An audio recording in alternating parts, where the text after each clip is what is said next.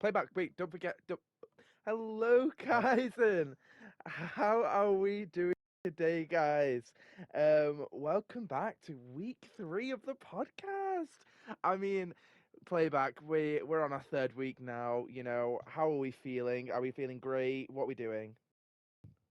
honestly, Finney, um, coming into week 4 now, it's getting spicy and it's getting dicey for teams and tiers all across Kaizen. We're roughly have a better idea of which teams are actually performing really, really well, which teams might not be able to quite make it, and now it's just getting really, really juicy here. It's gonna be super interesting to see are which teams stand where. Yeah, it's getting down to the wire now, isn't it? Really, like when you think about it, like some brackets have 2 weeks left. So obviously, we're going into week 4 currently, but we are breaking down week 3 this week, aren't we? And also, as we said, we do every podcast, we look a bit of the further weeks, see how they fared against earlier weeks, and just Hmm. comparing the stats, really.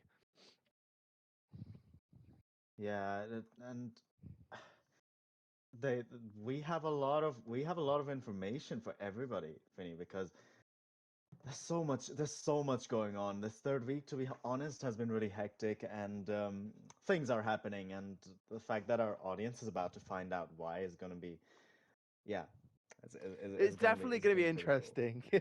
It's going to be one of these ones, guys. Don't worry, we're fully breaking it down for you.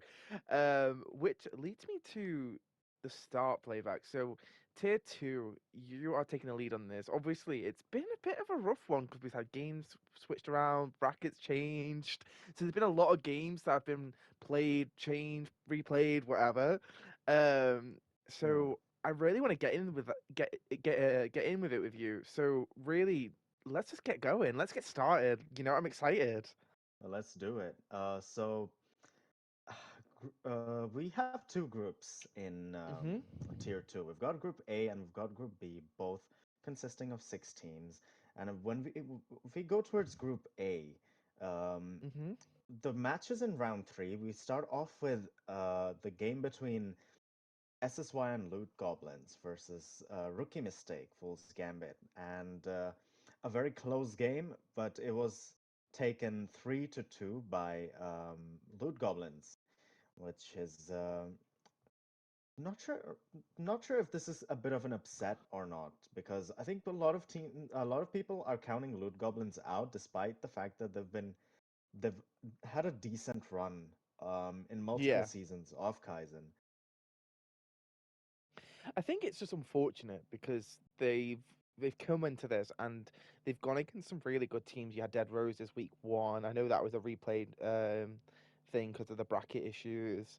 And then you had High Society, and they lost both the first 2 games. So coming into this one, we weren't expecting them to win this. But as we've always stated in the start of everything, that expect the unexpected. Teams can lock in during near the end of these preseason, pre-playoff seasons, right? Yeah, absolutely. And despite the two losses at the start, like you absolutely cannot count this team out. They still have a strong chance of making it through, and they do play Odyssey Thanatos next. So this coming week, which will be quite the game because Thanatos obviously strong team, narrowly lost out to Dead Roses last week around, and this week, however, they have unfortunately lost 3-0 to Chill Seekers. Chill Seekers dominant at the moment, Finny. First place in their group, They are. and yeah, it just looks like they're taking this group away. Um, but this week they will face the the second place team, which is Mystic Dead Roses, and Oh. s- that is literally the battle of the giants in this bracket. And Dead Roses have had an interesting week. So they lost 3-2 to Silly Society, and part of that is because a map got overturned because Dead Roses unfortunately played with an ineligible player, and that was Oh Robot for map no. one. Yeah, it was it was it was quite unfortunate. I am not gonna lie, but I suppose things like this happen. You don't realize that a player is ineligible, and then he gets called out, and then it's just like, oh, unfortunate. Even though we completely stomped that map, but it is what it is, Finny. We made up for Yeah. it later. We fortunately managed to make up for it later, Dead Roses, by beating Fool's Gambit 3-1. Um, it was actually a really entertaining game because first map wasn't close, but then Midtown and New Queen Street, extremely close maps, right down to the very last fight. And the one map that Fool's Gambit did win, a complete stomp. Like, I'm genuinely excited to see how Fool's Gambit do in this bracket because they have shown that despite losing both their games, they have a lot more potential than people might give them credit for. Yeah, I think that tends to happen a lot because sometimes, I mean, I believe wasn't it Phil's Gambit that got moved into the bracket? That's correct, yeah. Um, so they had already had a footing a little bit in the thingy bracket and then had to get moved. And there was a little bit of a struggle, but that's not to count them out completely, just purely because every single game they've had, it's been very close, as you've just mentioned. And they've shown a lot of dominance in the times when they did win, Yeah. which generally just means that sometimes their loss is just down to little minor mistakes that definitely can be tweaked out by coaching, by anything really. Yeah. So there's nothing to say that they can still make playoffs. You know, they still got a really good chance and really lock in for playoffs. Yeah, absolutely. Like the top three teams right now, obviously with the two wins, but you quite literally cannot count any team out, even though Fool's Gambit are last place. Like, n- it's teams. All these teams are taking maps. Typically they're taking a map or two, and such maps could honestly go either way. Like the game against Dead Roses, like two of those maps could easily have gone the other way. Um, Yeah. but Dead Roses very narrowly we managed to my team managing to clutch out that last fight, um, and that just happens to make a difference to the scoreboard, So Yeah. Fool's Gambit, very excited to see. Hopefully they can bag a couple of wins under their belt and maybe get a potential playoff spot going. Which again, there's still 2 more weeks. Considering, well, they think they still have one more game to play against Chelsea, right? That's So very true. Yes. they've technically got 3 weeks left Yeah. in this playoff bracket. So there's definitely potential. I imagine they might just need to win maybe 2 out of the 3 games to maybe secure themselves a spot. Definitely, hopefully, maybe preying on some other teams' downfall might help them as well. You know, you might want to hope some teams loses, but again, like you can see upsets happening left and right in this league, so it's not entirely impossible for this to happen, where Phil's Gambit will take the wins, rightfully so, and then maybe we might still see Chill Seekers, we might see Dead Roses, especially considering in this next week they are going to face each other, so someone is going to be declared top of the leaderboard right here next week, which is going to be so exciting. And I hope we get to see the game, honestly, playback. I think it's going to be a really good game to see. Yeah, so do I. I mean, I'm obviously going to be there as moral support for Dead Roses. It will be quite the game, being able to knock the Giants down to, well, because Chelsea are technically first in the table, knocking them down to second will be like, well, we're ready. Yeah, but yeah. but but we may hear more about that in a little bit. But moving on to Group B, however, we have Timeless Esports. We've got Chronically Late versus Cabarets, and that is the one game that appeared to be close. That is a 3-2 win for Chronically Late, who are doing quite well in their group. 2 for 2 right now. Yeah, chronically late. I was, to put it lightly, quite surprised at that outcome. Because Cabarets, they were also swapped in the brackets, if I'm not mistaken, as well. So had a few games Oh. to replay, and in that first bracket, I'm pretty sure they won every game. But then coming into this bracket, they seem to be struggling just a little bit. I mean, they had to FF against Wave Riders in week 2, and then in week 3, they Mm. had a really close game against Chronically Late. So maybe this is a really good time to think about Chronically Late. It's definitely a team to look out for right now, as they are undefeated currently. They have still got to face SSYN for round 2, so we've got to get an update on that just a little bit, right? Yeah, but we definitely are as the next game, a 3-0 win for RFLR against Wave Riders.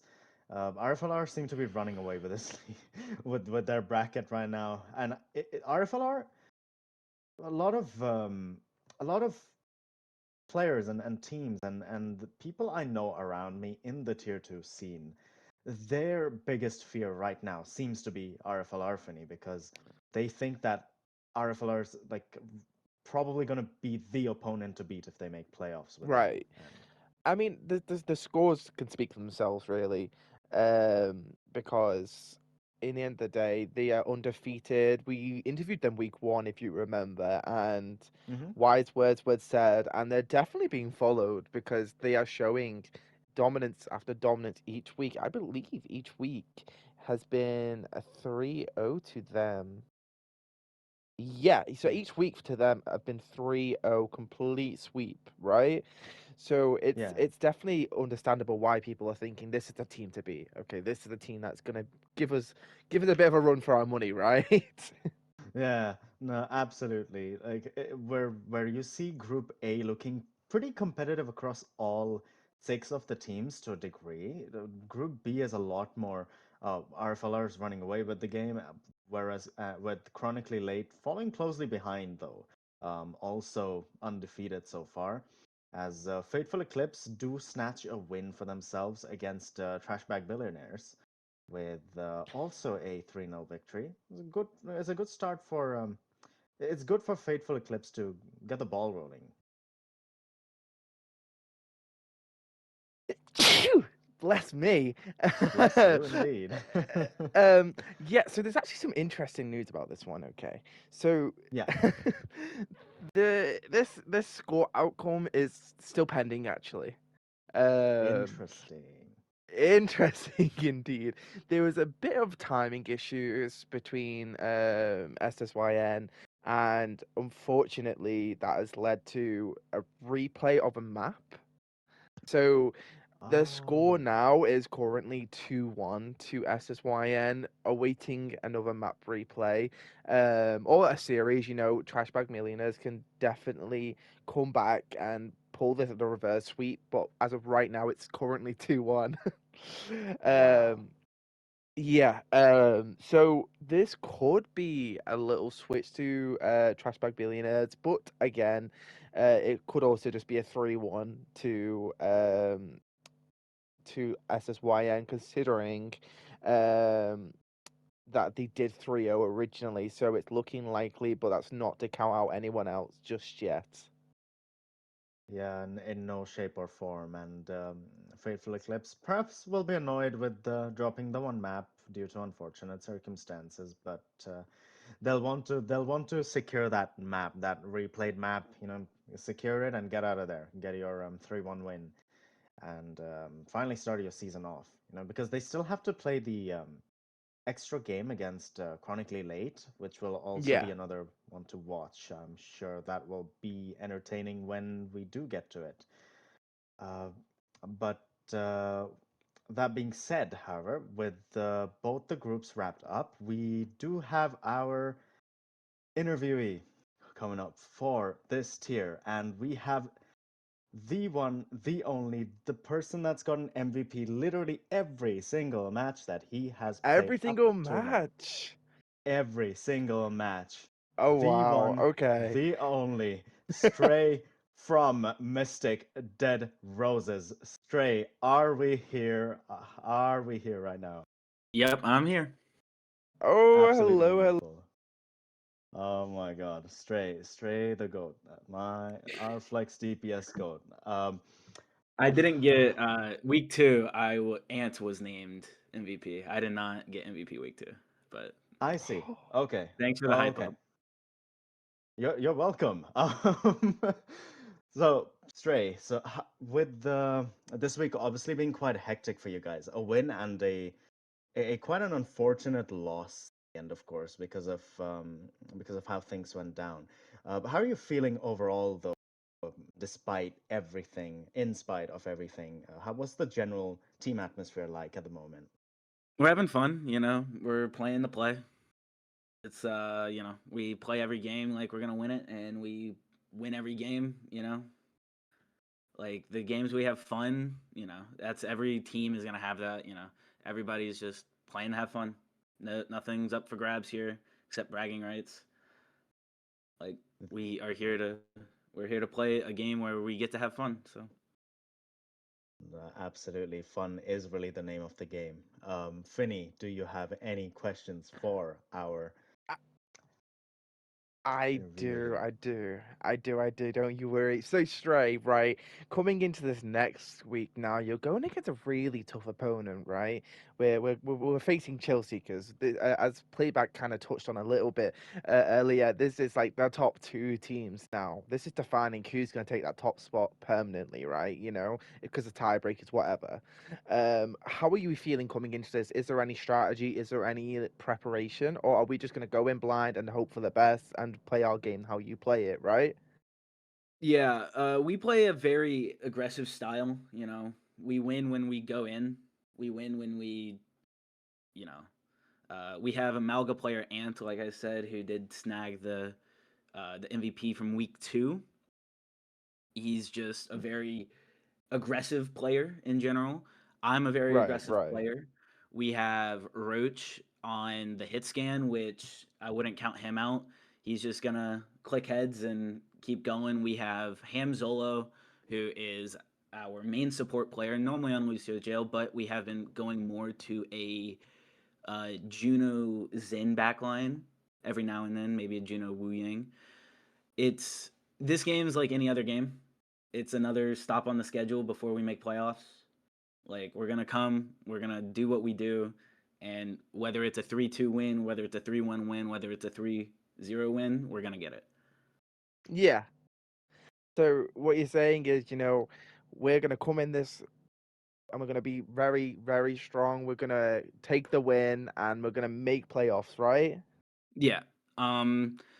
Let's say we don't let's say we don't win. We're still gonna make playoffs. We still have that, like is known. We are second in the table. We have some leeway here, but we're gonna play our style. And if they are gonna come in and try to play around us, that's fine. We'll just do our thing. Whether Mm-hmm. it's me on Widow, which is an atrocity, or Ant on Diva, we will adapt and we will play what we need to play. Like we will go from A to B and we'll be there. A to B and we'll be there. Great words there from you. Playback, I know you have another question.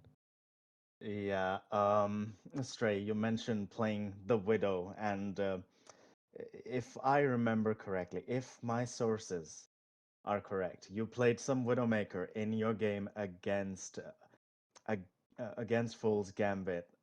As a flex DPS player, what prompted the Widowmaker pick, and just why are and what was the thought process behind picking up on a hit scan, even though you're very well known for the venture? Obviously you're someone who's very um, you're passionate about playing the heroes that you do. What prompted this Widowmaker pick, and like just why did you feel like, you know what, I need to land some hit scan shots right now? So round one, I was kind of playing Mystery Heroes. If I wish we had the VOD, but I was playing Mystery Heroes, and I was like, I've been playing some Widow in comp, I hit the game trainer a week prior, and so we hop out on. We were getting, just it was honestly really tough going into a Farah as venture. Not to say it can't be done, but on a map like Midtown, it's just it's rough. So I was Yeah. like, fuck it. Oh, sorry. We'll hit the widow. No, you can say it. We'll hit the widow. We'll hit the widow. We'll hit the widow. Sorry. And I came out. I was already negative. I already had like 10 or 12 deaths. Um, and I remember I hit the first shot on there. I want to say Emery or Soldier. And then I hit a Juno, and then I hit on the and then I finally hit the Farah, and then they switched off Farah, and my job was done. I just sat there, and I'm like, I got him off Farah. We're gonna send some pot shots downrange and hopefully hit something. I think I got maybe one more headshot, but just you have to be flexible, Like maybe sometimes stray on Widow is what needs to get the game across, and I actually have a above 50% win rate on Widow this season somehow. I'm not known That's for my amazing. Widow, but when it comes out, it's out. Oh no, that is yeah. I mean, Oh yeah, a bit of CGL would a murder me. yeah. I mean, I mean, a bit of a terrorism from you. Going negative on on the map, but winning anyway. You know, sometimes you just gotta do what you gotta do to And survive. if that's a 30-second flank and kill 3 in the back line, that's what I do normally. So No, absolutely fair. Absolutely fair. Do we have another question for him here then, Finney? Yeah, so going forward, right, we're talking late game. We are aware that we have a good chance of getting to playoffs, as you said, right? But then what about when you hit playoffs, right? Is there coaching? Is there some strategy? Or again, are we just in this for fun? Are we just gonna play our game? Like, what's the situation with that? I mean,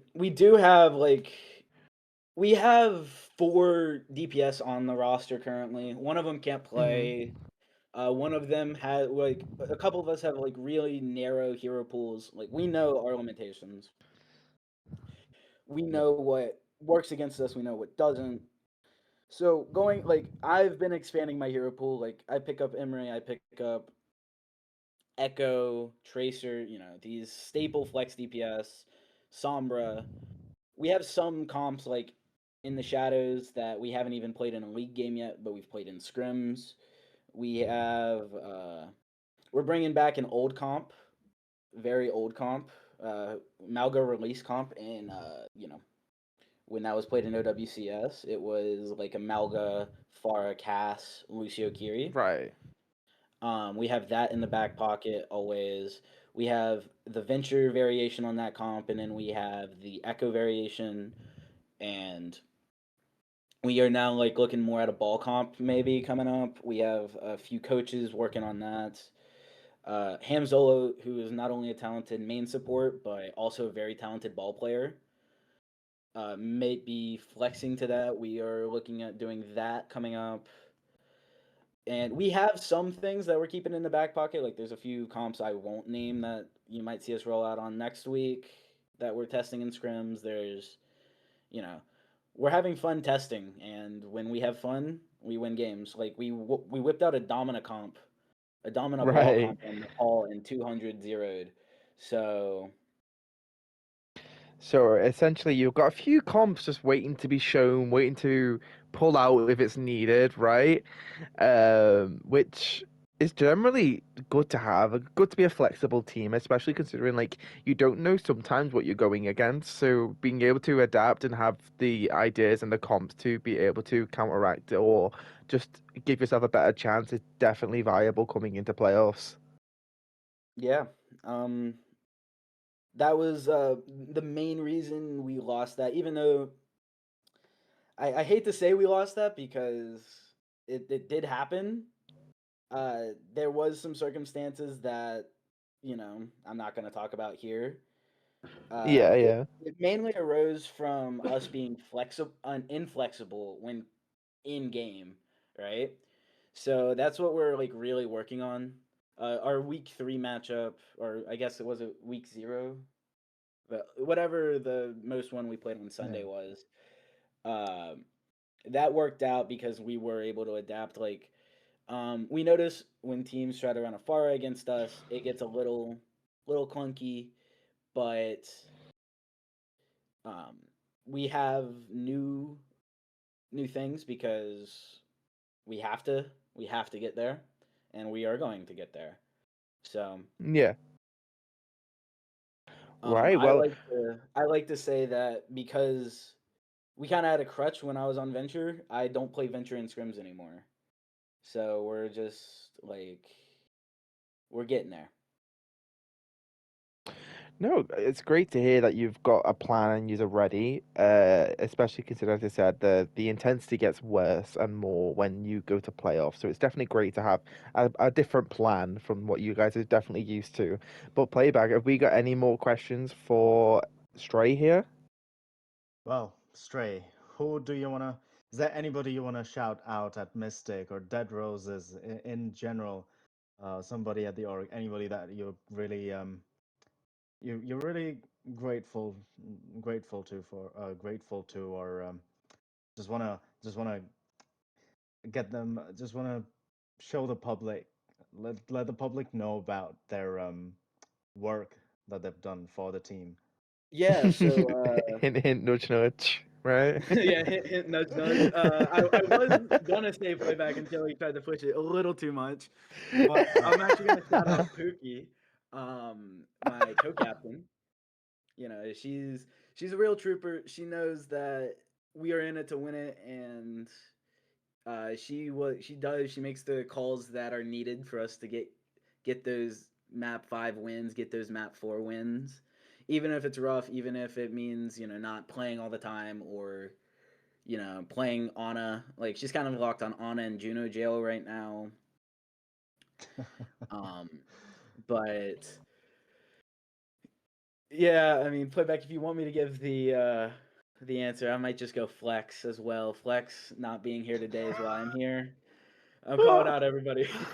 Yeah, uh, you're welcome for that, right? Because like, yeah, thanks uh, Flex. Thanks Flex. uh, And then of course playback guy who got me back.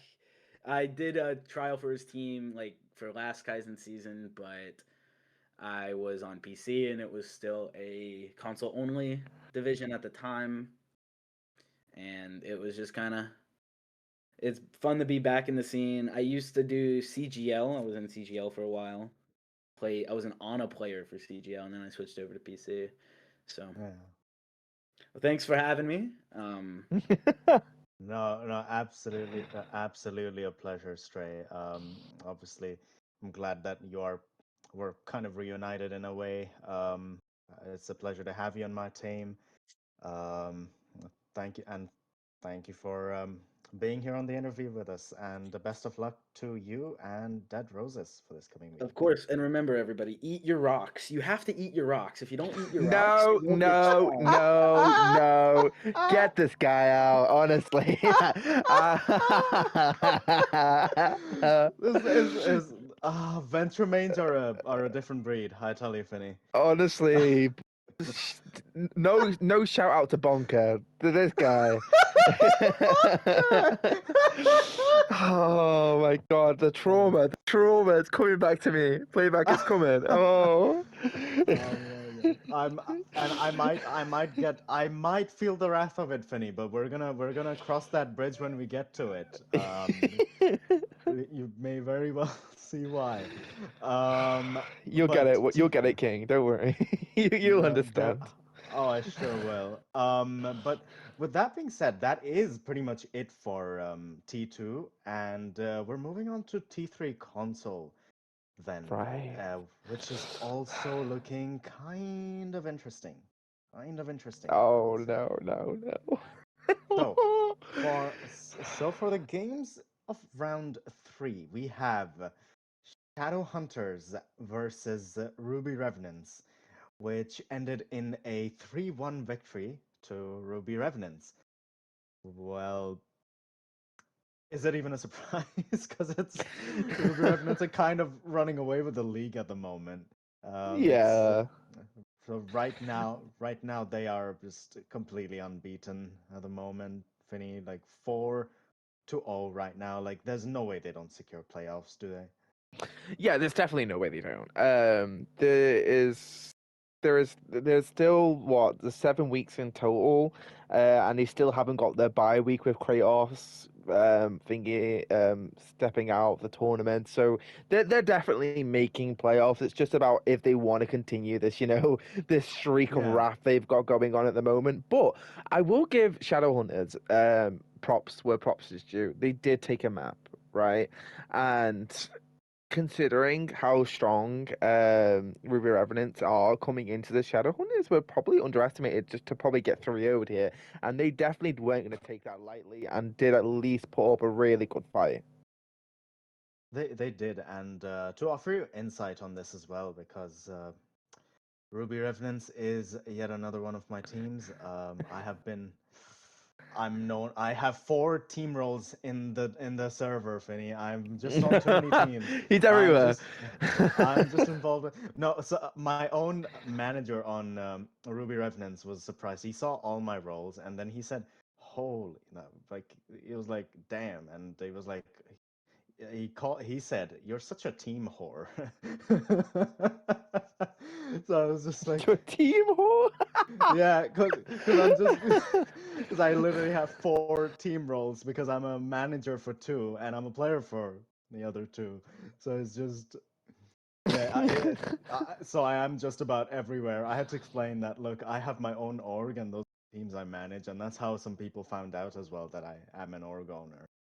So with the match itself, however, for the most part, the maps were fairly comprehensively in the favor of Ruby Revenants, but there was the Rialto map where Shadowhunters played. They pulled out the Zenyatta and played played it unbelievably well against the Maga comp that we were running. And the fact of the matter is, on that particular map, we were just at a bit of a desync in terms of engagements, but also the Maga was just getting blown up by the Zenyatta. Like the Discord just was like, sure, you can Suzu the effect off, but like it's not like an anti-nade, right? An anti takes 14 Yeah, seconds yeah. to come back, whereas the Discord is like after 5 seconds you can just put it back on the targets again. So it's just they adapted extremely well, and we just never adapted. It was an extremely well played map from Shadowhunters, Yeah. and it was to the point where we had to ban the Zenyatta on what I believe was Suravasa, and we were like, we're gonna run the Maga here. Let's get that Zen out of the way. So overall, very very like it was a comprehensive win in the end, but Shadowhunters definitely did give their fair share of a scare every now and then. So massive props to them for that. The next game that we have coming up is Bubble Guppies versus Kratos, which I believe was just a forfeit win, wasn't it, Finny? Yeah, I think so. Yeah, Yeah, I think this was just before they forfeited anyway. Even if it wasn't, I'm assuming Bubble Guppies as well is also a really strong team. I mean, I know a few for their players. They've got Dear Daniel on there, who I will continuously glaze as just being a really dominant force on that team as well. So it would be no surprise to me as well if it was played out and it was a 3-0, despite Kratos being a really strong team. I just know they are definitely Bubble Guppies are also ones to look out for as well. yeah, they absolutely are. And Kratos is like, you can't really blame them because they did unfortunately have to disband because they're focusing on another league, and where they are really far in, by the way. They are in Annihilation. They're playing their losers bracket semifinals. Sorry, so losers bracket finals tonight. So Oh. so for all the Odyssey fans here, wish them the best of luck Mm-hmm.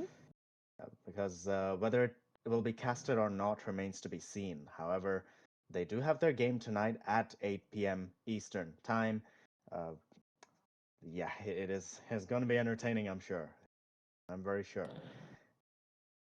And moving on, we have for some okay, for some unfortunate circumstance, due to some unfortunate circumstances, we haven't had the Silent Assassins versus Heracles match being played at all. Yeah, there was just a lot of scheduling issues between both teams.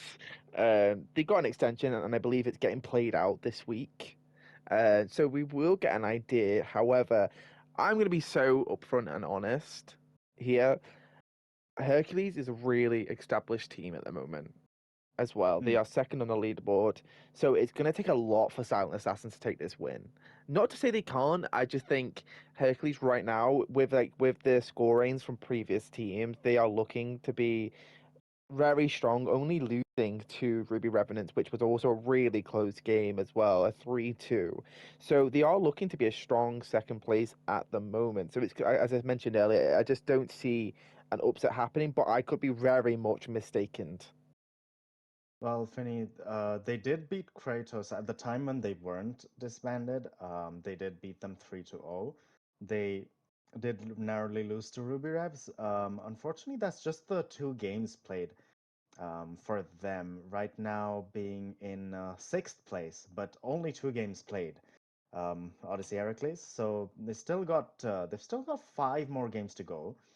Um, so it's really anybody's game, but Heracles just have those games in hand. But so do Silent Assassins, because given that they do have that one win, it really could be anybody's game, to be honest. I think while Heracles is probably a little bit more favored just because of the sheer experience of the players on that team, and the fact that Yeah. they took Ruby Revs all the way to a map 5 and almost won it, Silent Assassins could pull off a surprise here. I do not believe this will be a stomp for either side. Mm-hmm. Yeah, I completely agree. Honestly, it could go either way here, and that's just the joy of it. Like, we can see teams do really well, and we can see them do not so well at the same time. Um, with as well, like there's also an NAEU mix up as well. Like sometimes NA ping might be very favourable to a Silent Assassin, so we could get the win in the NA Hmm. side of it. Same goes for Yeah, Hercules on EU ping. It was definitely the main issue with their scheduling issue as well. Just NA versus EU, yeah. unfortunately. No, it definitely can play a factor, and obviously thinking about the pings to go for, and obviously the team starting off first, well, typically just want the ping for themselves, right? Just gives them a big advantage Yeah. when it comes to playing on lower pings. And yeah. And so hopefully we get to see this map played out, this match played out, because it's definitely going to be exciting. But we are going to wrap it up with our last match, which is which is actually Bloon Impact versus Odyssey Nemesis, which ended in a Yeah. 3-1 victory to Odyssey Nemesis. Nemesis being a team, Finny, that a lot of not many players really nobody really spoke very highly of them. They didn't expect Nemesis to do as well as they have been, but currently 3-1 in the standings and second place.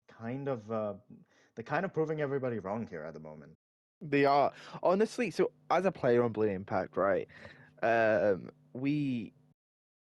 We didn't know much about Nemesis and what they were going to do and what they were going to bring, but they definitely brought strength and they definitely brought a comp they're really comfortable on, right? Yeah. Coming into the first map, they took the win very comfortably, I'd say. We fought back a little bit. I wasn't there for the actual first map or the second map. Hmm. Um, but obviously I knew there was a bit of back and two. But the maps I can talk about coming into that third map, they they had this ball comp, right? Yeah. This bloody ball comp that this ball was just all over us. Oh man. Honestly, genuinely just unkillable, and that's also due to the supports as well. They had Lars, they had Chosen, um, But this ball, man, just every moment I was looking around, this ball was in my face, man. And unfortunately on NA ping, I don't know why we have majority EU players on the NA team. It's kind of Oh cooked, I my can't God. lie. But on this NA ping, man, this ball comp was just in our face, and then unfortunately we just fell to it. And then coming into the final map, it was such a winnable map for us. They pushed it to the third point, unfortunately weren't able to cap it, and then we pushed it to the third point with 4 minutes to spare. Right, you're thinking we're sitting pretty here, right? We're having a Yeah. great time, we could take this map, and we just have a generational fumble where they just cycle ults and we just don't have time to ult. And they played that defense really, really well, as they Unreal. did hold us for them 4 minutes, and we unfortunately lost that map. Again, another thing that we just didn't do, we were talking about banning this ball in this final map, which definitely I think would have helped us, because they started on the ball, we were able to hold them for a long time, and they swapped off the ball. But then what happened was, coming into this Junkertown map, Mhm. when we got to this final point, we swapped to this ball, and they just run this dive comp on us that completely just, completely just rolled us in this final point, and we just weren't using ultimates. And then it just kind of, as I said, we kind of just fumbled to it, which is completely fair. I will give Odyssey Nemesis their dues. They were a really, really good team, and they were just a better team in this game completely. No, absolutely. And a pleasant surprise there, Ben. I hope to see. I hope to play this team now, because this this is going to be really interesting running into this team, Yeah. and with the ball comp and stuff, like you said. Like, a lot of teams don't play ball in general, do they, Finny? Like, most teams Yeah, you seem to you just opt. don't see it happen. Like, you just don't see it a lot of the time where a team is like got a ball comp and it actually works, you know. Um, it's also to say, like, the DPS as well played really well into this ball comp. There was a lot of cases where maybe there was a tracer in the back line just following up on the ball's damage, and then maybe there was I think they had a venture as well. He was also just doing it, and you know what, me with these fucking venture players, man, I can't deal with them. Get rid of them, please. Do something against these fucking venture players, please. Yeah. They probably ate their rocks. I'm not gonna lie. That Oh, they probably probably meant a are. little They bit of. daily rock eating, you Yeah, know, that and that's that's fine. Whatever. yeah, and but Bloon Impact still with a solid shot at qualifying. Right now, they're still within it, and we hope to see more entertaining games um, coming up from this tier. But with that being said, we do have somebody to interview, and it is the captain of Odyssey Heracles. It is the Twix that we have on stage. Twix, are we here? I am here, but I don't know how loud my mic is. Is it really quiet? A little bit quiet. A little bit Little bit. quiet. Okay, I'll turn it up. Yeah. It likes to. It can't make its mind up half the time. Yeah. And Yeah. I'm just gonna correct you, playback. It's manager, not captain. Manager. Oh, Okay. But manager. Oh. you do play for the team. I play for the Right. team, but I'm a player manager. Player manager. Okay, No, excellent. the It's all right. captains are Ben and Mage. Last week we had a player, a manager, a coach. We had the Yeah, trifecta last week. from I'm from not. I'm oh not. my I'm not god. quite at the coaching yet. Was that not from Team Hippo? We had It was. It was. was Yeah, we had the I think trifecta. I tuned Yeah. in for that as well. No, unreal. Well, Twix, doing the work of 4 or 5 people at least, with all the roles you have now. But I should start us off asking you that, with just the 2 games played. It's a little bit odd, because you see many of these teams already having played 4 games, although one of them is technically a forfeit win for them, given the disbandment of Kratos. So, like, going into this now, having just the 2 games played, with still the remaining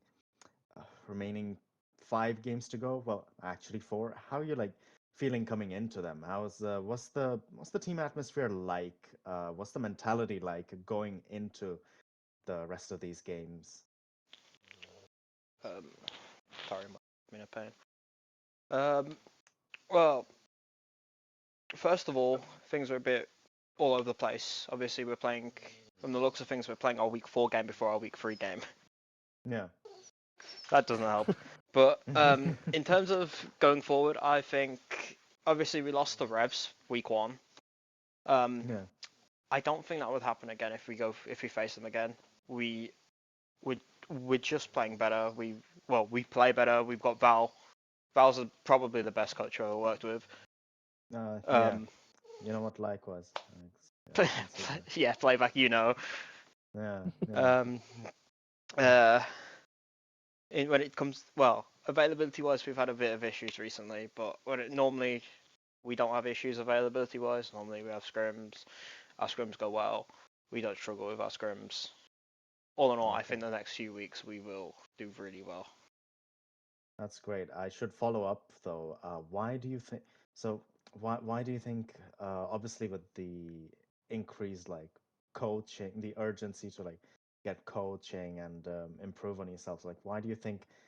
Why do you think the results will turn out different now against Ruby Revenants? Like, what do you? How do you think? How do you think you figured them out exactly now?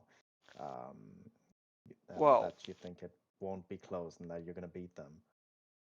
I didn't say it won't be close, but the game week 1 was anyone's game. There are a lot of things that we know were mistakes.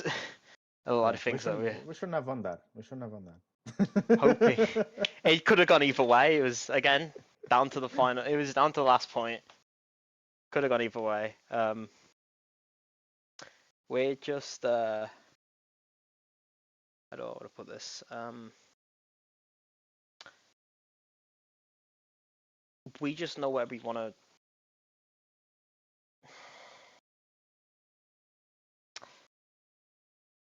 You feel like I'm in a job interview.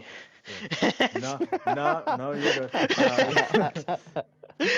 Yeah, it's like a job interview now. Yeah. You just feel like you have you.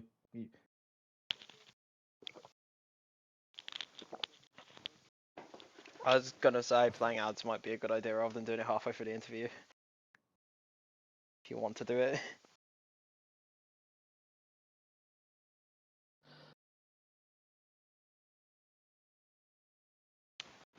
Just let the ads play. Okay, so yeah, we'll have a just a quick little ad break, right? Ads are apparently starting in 45 seconds, and we do not want to interrupt this interview with Twix, right? We've got a lot of questions we want to ask him. So guys, please stay tuned, and we will bring it back in literally just about 3 minutes, probably less than that, to be fair. So please stay tuned, guys.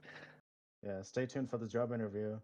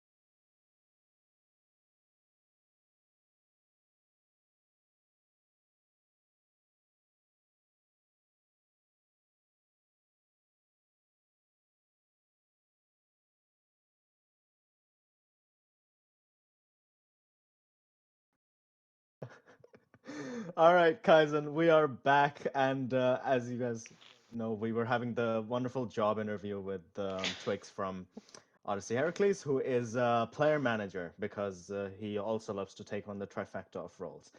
With that being said, Finny, I believe you have a question for Twix here. It's less of a question, more just like settling the beef a little bit, Oof, right? oof, okay, okay, okay. So, to give a bit of insight, right, Twix, please tell the audience why we had some unsettled beef from a few years ago. I may have told him to like delete the game like 6 years ago, like back when I think both of us first played Overwatch. So yeah. so we we were trying to he was trying to fill for Vanguards, right? And while we were warming up, we were doing this 1v1 arena, right? And I could not hear Twix at all. No, this wasn't then. This was during a ranked game. We did it. We found the hour a lot earlier, if you remember.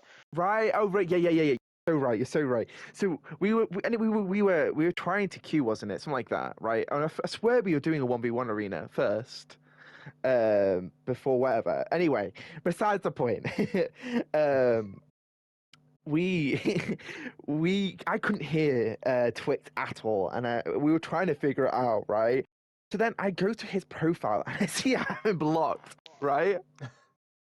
I have Twix blocked. I was like, why do I have him blocked? Right, so I unblock him, and I look at these message threads of me and Twix, where he tells me to delete the game, and we're just going back into playback. We're just arguing over the fact that he told me to delete the game. Oh my God. Do you know what? He probably had full right to tell me to delete the game. I think I probably was going mega negative in this game. Oh dear. No, I did not have full right to say that. No. I mean, I'm sorry, but like I was like that again. That was like 6 years ago. So I was like 15, 16. So I have no right to say that. I was just a stupid kid.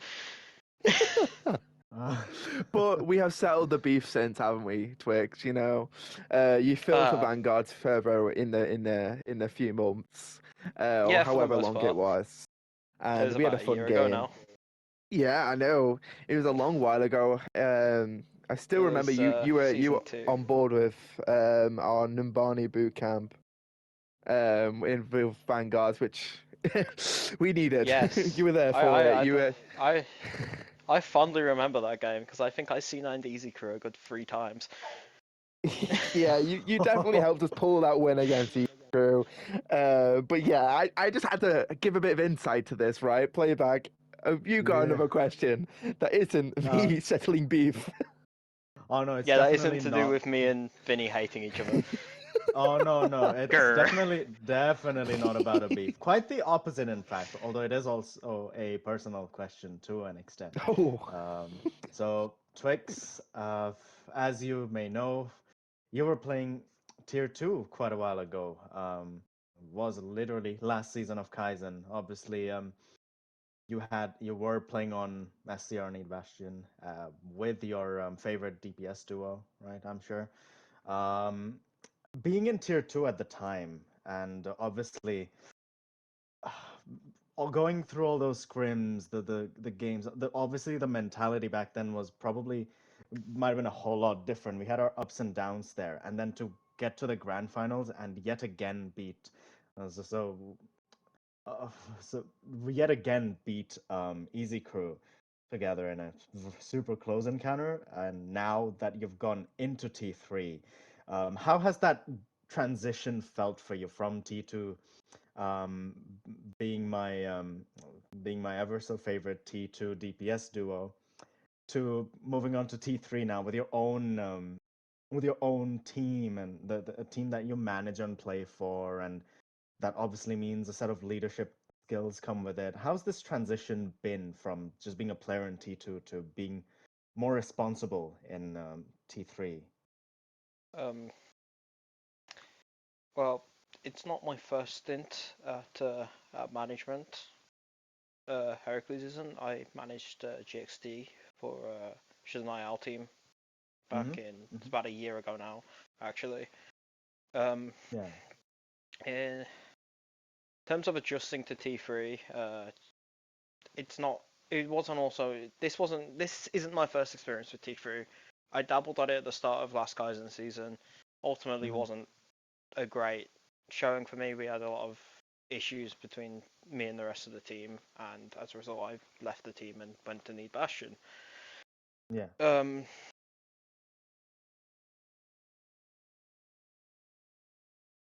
My mind's gone completely blank. Oh, no. You're good. You're good. Take your time. Take your time.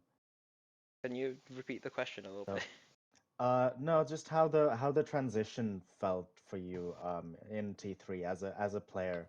Obviously, you've said that you are experienced with management in general, but as a player, of course, you joined Need Bastion at some point to play in T2. You won T2, and then you did play with them in CGL, if I remember correctly. Yes, we did play in CGL as well.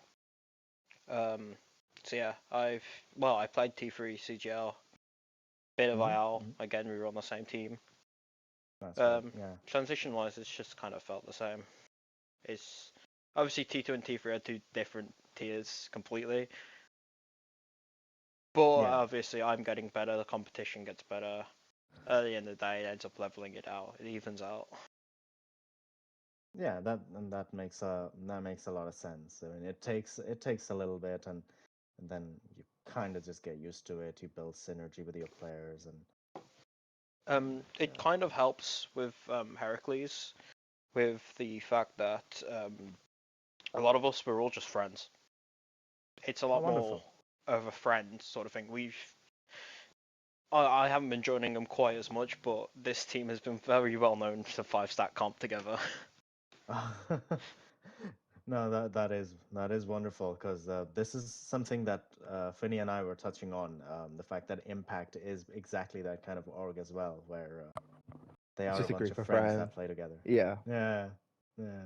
It's always much better when you just have friends that you can just play with, and win or lose, you still have a good time.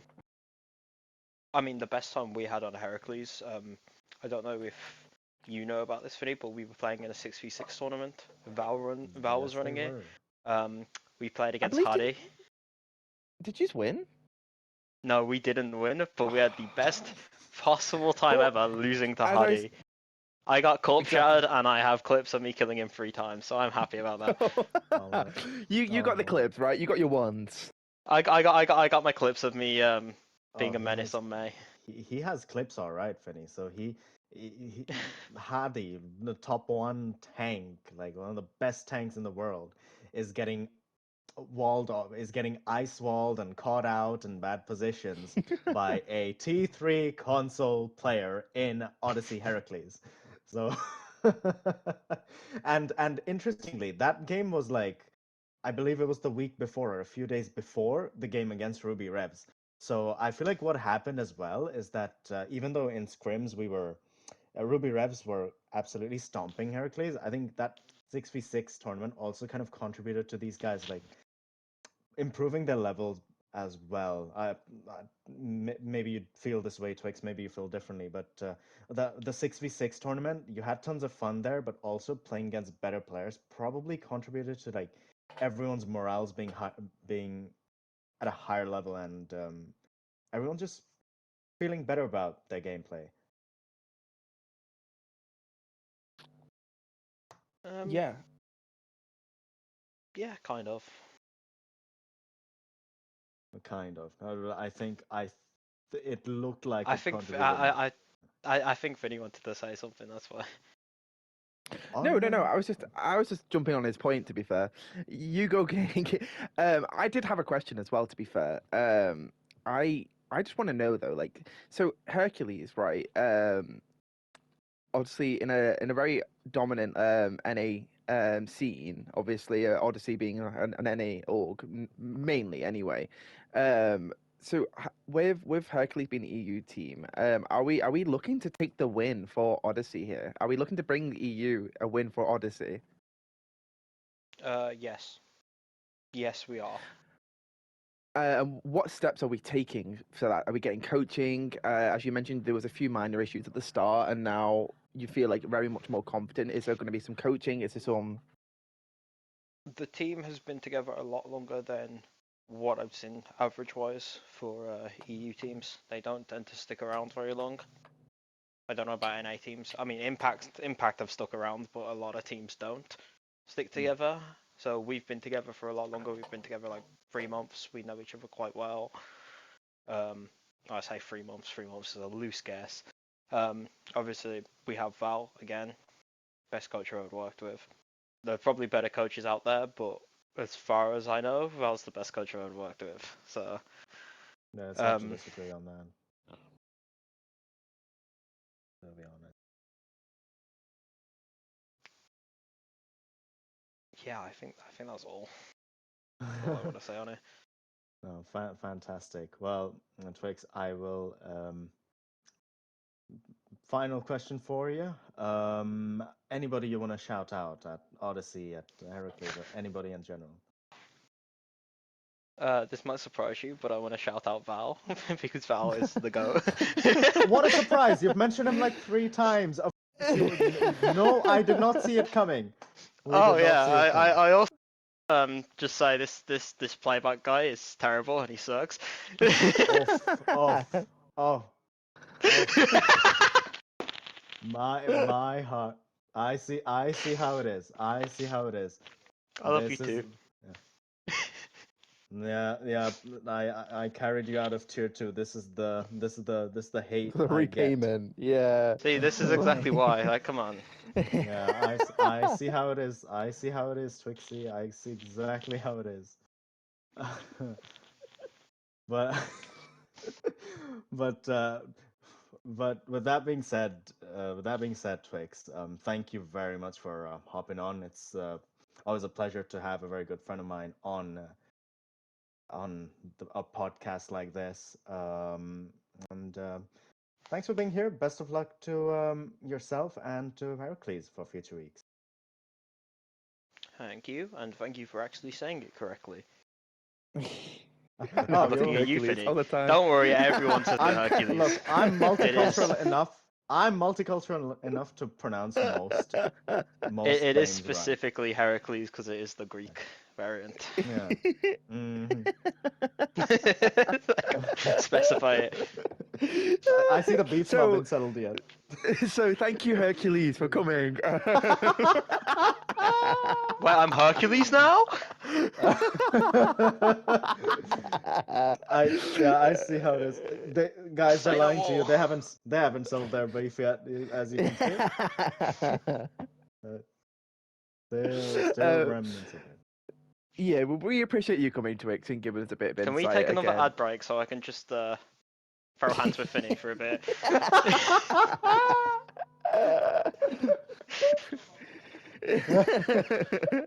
But yeah, thank you so much, Twix. We will be moving on. Yeah, okay. Goodbye. Thank Bye, you so Twix. much, Twix. That was one of the most entertaining interview moments by far, Finny. That was Yeah, 100%. But as we do, we will be moving on to a tier 3 NA mixed, right? So in this bracket, there's been a bit close between teams, and obviously, as it happens, there's teams that are definitely just doing better. So coming into this one, we had Sweb versus Savvy Kittens, taking them to Savvy Kittens winning 3-2. Definitely interesting, as we hadn't really got to see a lot of Sweb. They had to forfeit the first week. They did take a win against Knights 3-0. But then Savvy Kittens, it was a really close game, considering Savvy Kittens came in with a lot of hype coming into this game, considering like they would be told that they're a really strong team, and they still did take the win, but it was very close, which makes me think that Sweb is definitely a team to look out for now, because they have been consistent and only losing by one map, you know? Yeah, Sweb, one unfortunate forfeit, but like now you can see that without the forfeit though, they've actually looked like quite a strong team. Yeah. taking Savage Kittens, which is a team feared in multiple leagues, across multiple leagues. Their players are feared across multiple leagues, and like Savage Kittens will typically be they're probably one of the favorites to win the whole thing. So the fact that Sweb have taken them as close as they did tells me that it really pleases me, because I know that you can tell that the game is not going to be the group is going to be a lot closer than we may initially have anticipated. Yeah, I agree. And then coming into this next game as well, we have Space Jam versus Rookie Mistake Knight. And they end up taking the 3-0 here, Space Jam. So I remember earlier I was informed about Space Jam at first. I thought the 3-0'd a really good team here, but unfortunately it was a forfeit. But then in this week, taking a 3-0 against Rookie Mistake Knights is the first like official win as playing the game, right? And it's starting strong, so I'm definitely interested to see how they're going to fare against other teams in this as well, because we've not seen them against Savvy Kittens, we've not seen them against Sweb just yet, so it's going to be interesting as next week Savvy Kittens are going to face them. So do we feel like there could be a good chance that Space Jam are going to maybe take the win or at least be a really close game? Space Jam have always been a pretty strong team, even in Tier 2. Like, they did win Tier 2 last season, if I'm not mistaken. Yeah, They did win T2 mixed. they did. They Uh, did. so going 2 for 2 does at least show, even though one of them was a forfeit, it does show that beating Knight's Charge here, it does appear to be the case that Space Jam are adapting fine to Tier 3, and Savvy's Kittens will be a pretty good test for them to see roughly where they stand. Uh, and obviously there's Odyssey Hades, which did have a bye week, uh, so no matches for them, but they are 1-1. So where do Space Jam stand in between these teams? That pretty much remains to be seen. I do hope that Space Jam gives an entertaining game against the group leaders for this week. So about Odyssey Hades, right? Yeah. Unfortunately, they have disbanded as well. Oh, no way. Yeah. Oh So my god. I mean, another Odyssey team again, unfortunately. But that's not to say that they didn't give a good try. As for the reasoning that they're disbanding, I'm unsure, but I do wish their team the best again. Um, but yeah, so unfortunately, with the next week's game, I think it's Hades versus, if I'm not mistaken, It it was meant is. to be against Web. Yeah, so it's going to be another win for Sweb there. So it's unfortunate, but you know it happens, and life is life at that point, isn't it? But moving on, we have Odyssey Hermes versus Mystic Lilacs, sorry. Your org again. Do we feel like Lilacs are struggling a little bit? Yes, we do. Unfortunately, what happened this match as well, the Hermes did play really well, but what also happened was our Flex DPS player was forced onto the support role, because Oh, unfortunately our main support player was not able to show up, so he played the Flex support, and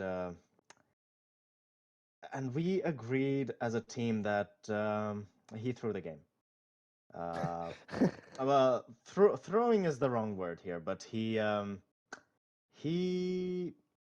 was playing Kiriko like a terrorist. Okay, all he was doing was throwing kunais, doing zero healing to the team, and was hoping that his mechanics alone would carry Lilacs to victory. But so he's the here's the analogy I use for him. So he's basically the uh, so for those of you guys who follow OWCS, Team Liquid did pick up they picked up a DPS player as their flex support, who's called Escanor, and right. what we're saying is that our DPS was the Escanor of the team. Oh, with right, right. with the way he played his flex support. So so I mean, it is obviously it is something that had to be done because we just didn't have the players. Unfortunately, he did his best on the role, but unfortunately, it's just not a role he has much experience on. And ultimately, we did get well, we did lose it quite fairly to a pretty Yeah, yeah. Hermes team, and it's something that is good for Hermes as well. I mean, regardless of the situation, Finny, like the Hermes were um, winless up until now, and their games were largely also not that close. So getting this win, a comprehensive win, a bit of a confidence booster for them, Finny. Yeah, 100%. It's something that they needed, and I imagine that the first two games, I mean, they've went against the top two teams at the moment in the first two games, unfortunately. So, as you said, it could be a confidence boost for them. Speaking of these top two teams, there's a team here that is undefeated currently. There's two in this bracket for Group B, right? So we Mm-hmm. have Party Crashers Bachelor versus Timeless Esport Wasting Time, right? Bachelor Party is proving to be a very dominant team, going a clean sweep completely up until this game. So wasting time taking that map off them, ruined the clean sweep. But it was still a 3-1, which is very comfortable for Bachelor Party.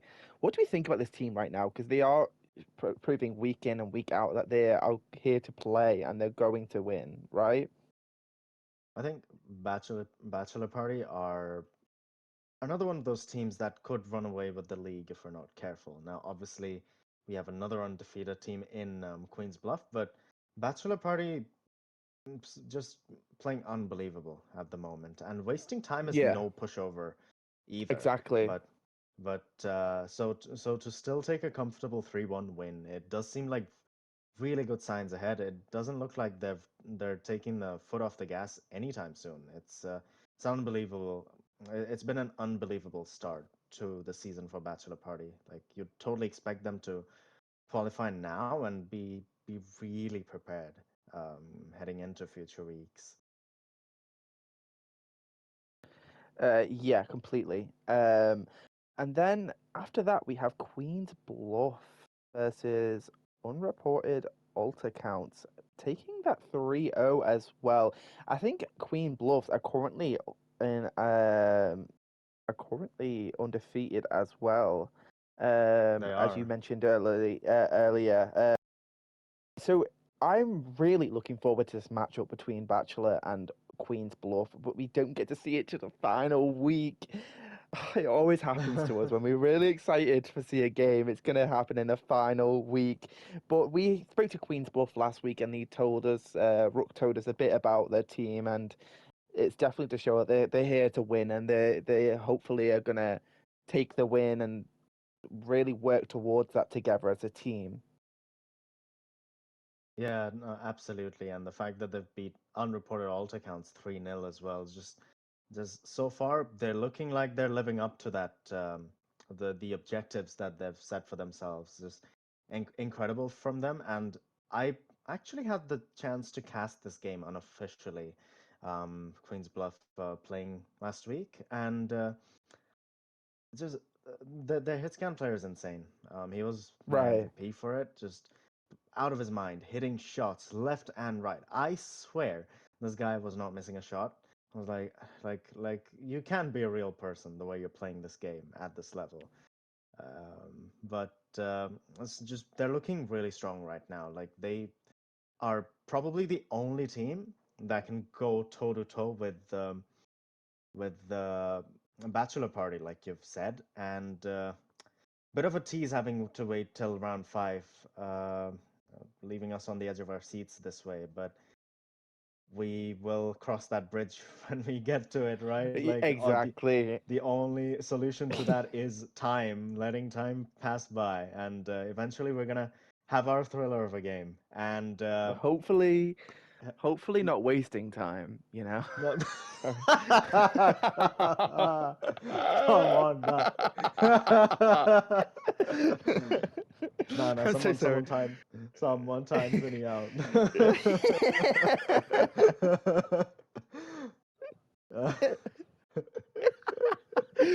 But on that word, we do have the manager of um, Bachelor Party here with us. Can you hear us, ManaT?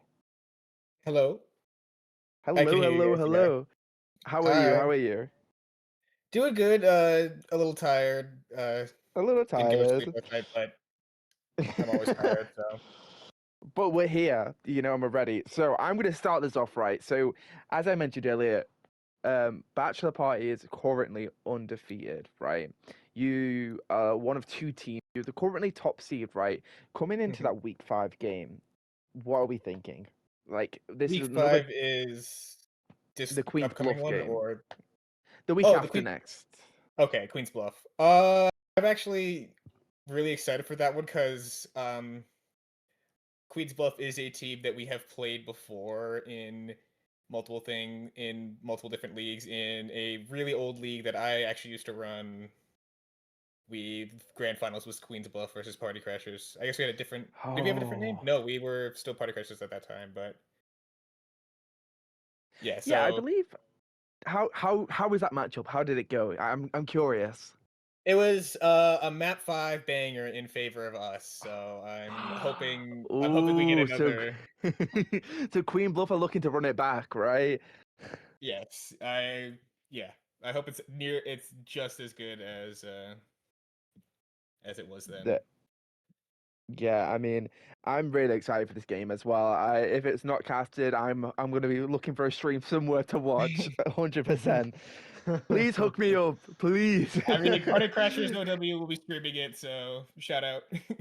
Shout out! I will be there. I will be there. Don't you worry. Play. I know you have a question here.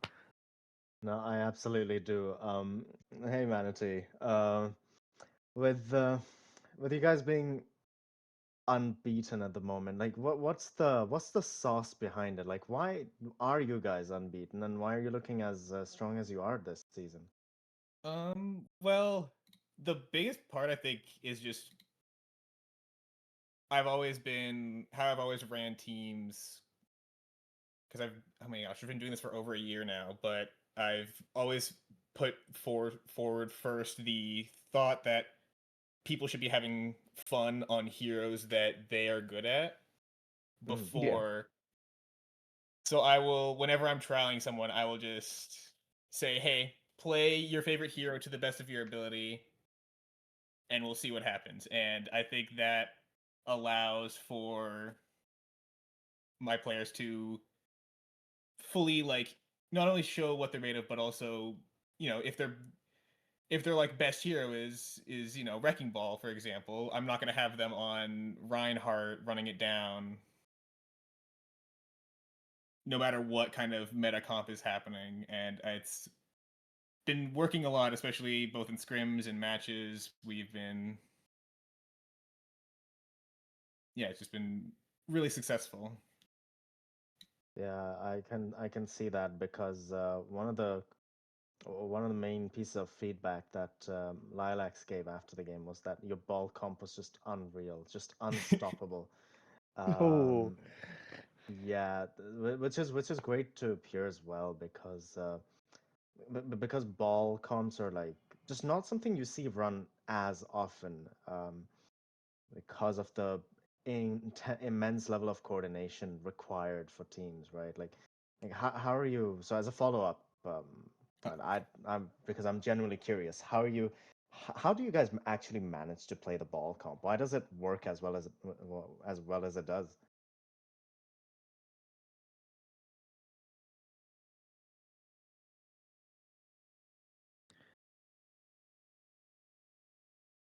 Are we still here?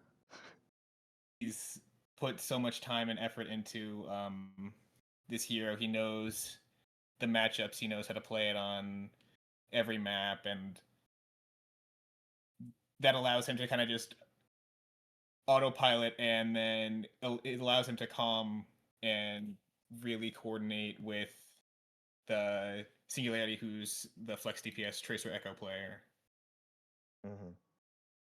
No, that makes a lot of sense. Finny, do we have another question here for ManaT? I do. This might be misinformed, right? But I believe last season of Kaizen, use played, right? Yes, last season we definitely attempted to play, but Yeah, I remember this slightly because you ended up disbanding during the season, if I'm not I mistaken. I think we just managed to we ran it through. We ended up not making playoffs, Oh, and then disband. Yeah, that makes sense. and then just tried to regroup for next season because yeah, we were a group of plat players with one person who was diamond and another person who was diamond and not able to didn't have their hours, so we were yeah. I also scrambled them together pretty much last minute, so it was nothing but rough through that entire season. But luckily, So that oh sorry. sorry. So the question itself is what's different this time then? So last season it was a bit of a rough patch, right? But this Yeah. season, you're coming out strong. You're literally dominating right now. Like, what's the change? Uh, the roster. Everyone besides Singularity is new. Um, we've been scrimming pretty consistently for 5 months, 4 months, but no one. Yeah, Singularity is the only player from the previous roster who is still on competing in tier 3. Right, so you'd say just like the change of roster and really just being prepared this time for Yeah, knowing what? what I'm getting into definitely helped with Yeah. everything. No, I appreciate that. I had to ask just to make sure, just purely because I remember last season, you were very prepared coming in, like with like your sign up and everything. Very nice, very helpful. And then I remember rooting for you guys, and unfortunately, it didn't go that way. Hmm. And then this season coming back, you guys have really just dominated, and it's really nice to see that you guys are so prepared now. But I think Yeah, playback. If you got another question for ManaT? I do have another question. So ManaT, like you've said, one of the changes, one of the main changes for sure was the roster coming into this season, right? With the exception, you say, of Singularity, you've kept everybody. Everybody else is new to the team, right? So yeah. how come that is the case? And can you tell us a bit about Singularity and why he's still on the team and you're finding success with keeping the one player from um, last season's roster? What is it about Singularity that you guys like, and like what is the what is it like with him on the team? Well, the original roster had a lot of just there was issues. There was a lot of personal drama that I'm not going to get into. Um, Okay. so we ended up, yeah, ended up, I'm now solo running a bachelor's, so it's been a little bit difficult, but it's Hmm. Party Crashers as a whole has gotten a lot better, and there's a lot of people, and I'm very happy with where we are right now. And then Singularity is I don't really have the words because just I yeah, he's just amazing. It was January 1st, 2025 when I hosted my first scrim as a new team lead, and Singularity about to go to bed because he's yeah, I don't know if I said this, but he is an EU player playing on an NA team, so he's constantly on Ooh. ping. Wow. But he's yeah, was about to go to bed. I'm looking for players, and he DMs me and asking to play. And ever since then, he has without a doubt been a star player on the team. And he might, no matter how hard he is on himself, he always like performs, and it's always amazing. And he's even yeah, like not just the his performance, but his like attitude and personality. I remember, I think in my Discord Wrapped that they did last year, I think we had spent like 400 hours in voice together, or something like that, 400 to 600, just because Ooh. Wow. We've been with me through everything, and been a good, a shoulder to cry on, a someone who's there for me whenever I'm stuff's he's looking out for me. Just truly one of the greatest friends I've made, and makes everything I've ever done with team leads and competitive, semi-competitive Overwatch worth it. It's Wouldn't ask for a better friend. Oh, Well, that's really you, nice. you, yeah. I mean, you say that he's not. You don't have the words to describe him, but I mean, this is such a beautiful insight into Yeah, that was really nice. of yeah. That is really really sweet and sentimental. Do we have any final questions for him here, Finney? No, that completely sums it up for me. Honestly, ManaT, you've been really helpful, getting a really good insight, and it's really nice to hear about your friendship as well. And like, that's what Overwatch is really great for, because you can find some really nice friends. Like I've spoken this so many times about like having some nice friends to play with just really makes the experience so much better. But again, we appreciate you coming. Thank you so Of course. much. Thanks for having me. I'm glad I could be a part of this opportunity, and I'm excited for a match against Unreported. That's this Saturday, and Yeah. then the Queen's Bluff match. I'm very excited for. So And so are we. So are we. Thank you so much, and we appreciate you so much. Thank you so of much again. course, Have a thank you, thank you. lovely night. You too, you too. But unfortunately, guys, we do have another ad break. We do unfortunately have to do. So please stay tuned, as we are going to head into Tier 3 Mixed EU now.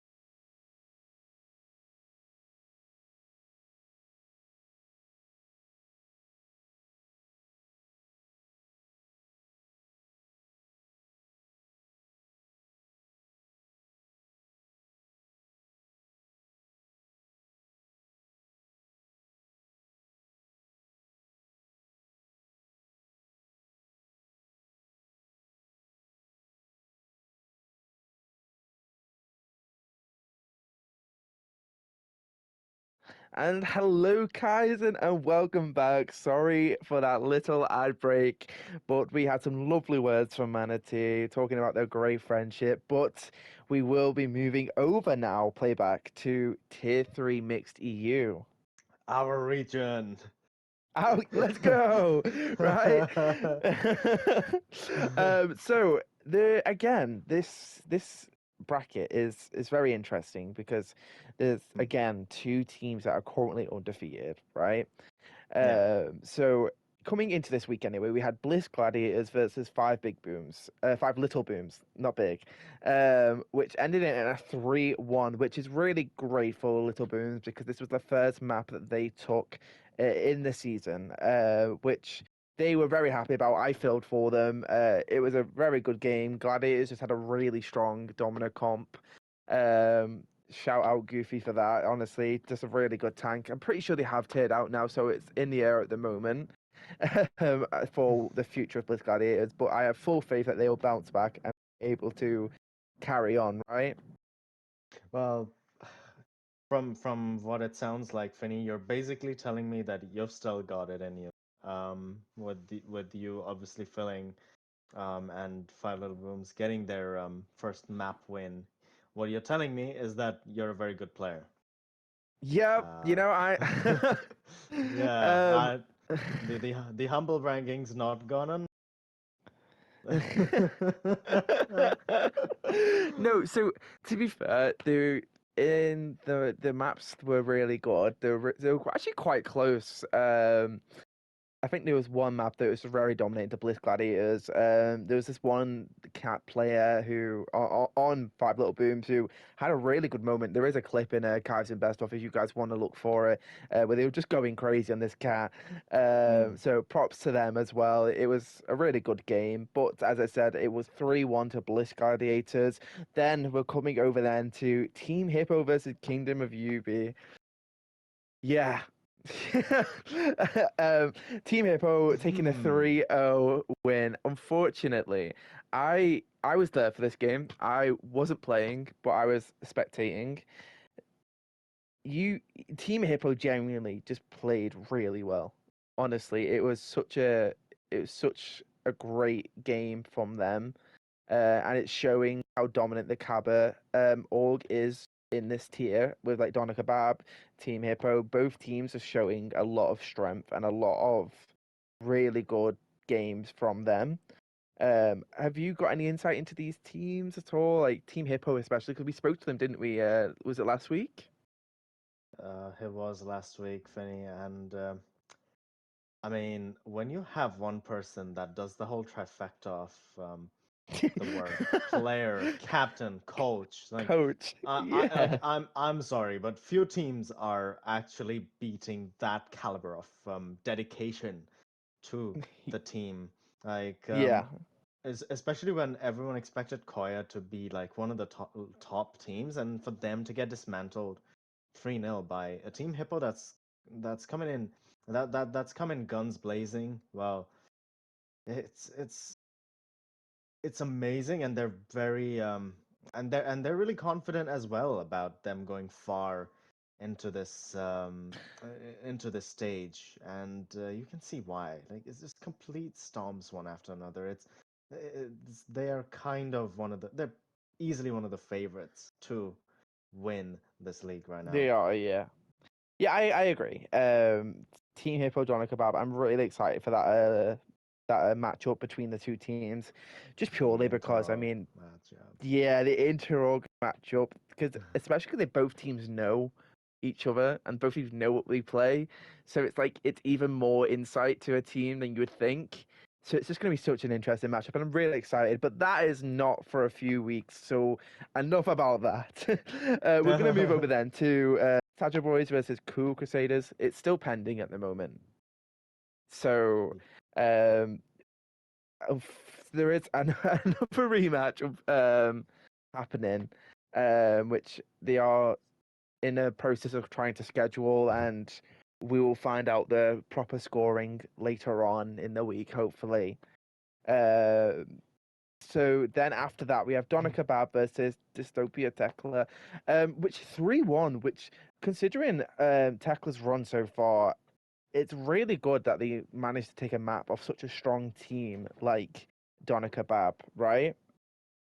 Yeah, Tekla having a rough run this season around, and currently winless. Winning a map will be of somewhat of a confidence boost, especially against the second place team in the league that is unbeaten at the moment, and a bit of a confidence boost for Thekla, but they still have their work cut out for them. Things are looking dire for them right now, and they're well, it's nice to start off with at least one map win, but they Yeah. will need to lock in a serious amount if they are to have any chance of qualifying. Yeah, they definitely need to try and lock in now because luckily with this bracket, there's 7 weeks to go off. So they still have another 4 weeks to be able to bring it back and lock in, which hopefully they do. They have lost Ravage and they have lost Kaz, but that does not count them out just yet, as they still can bring it back. They've got time, they've got the energy. Let's hope they can just lock in and take their first win maybe next week. I believe next week they are against Badger Boys, which is going to be, I think, maybe a quite a close game as well, right? Yeah, I would expect it to be. I think Sadger Boys this season have left a lot to be desired, unfortunately. Close games, not that they have played bad Yeah, by yeah. any means, but they have yet to secure their first win, and maybe this game is an opportunity for them to do so. But also given their matchup next week, well, on paper they should be winning this, but Thekla, if they lock in, we could be very much in for an upset here. Yeah, we could see another map 5 thriller as well. Definitely something that is going to be led to be desired. Again, we'll have to wait and see.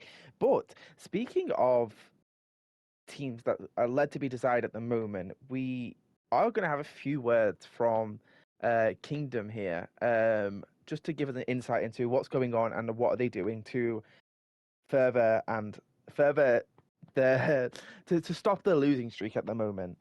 Fishner, are we here? Can we hear you? Hello. Hello, Fish. How are you? I'm good, mate. I'm good. You're so good, right? So as we mentioned, obviously we had quite a rough run for the past 2 weeks, correct? Yeah. Yeah, it's been a little bit unfortunate, right? But as I know you and I know Danny, he's a really great coaches as well. We do have a trifecta here as well, playback. We do have a captain, a player, and a coach. Oh God. Um, Another one of these guys. So what is Impact doing currently to try and take to stop this losing streak? What's the plans? Are we? I know we are scrimming. So what in the scrims? Are we trying some different comps? What are we doing? Yeah. I think maybe we've struggled to find not necessarily a style that suits us, but I think we've really struggled stylistically because I think the first loss was when we were still playing Sim, and I think Right.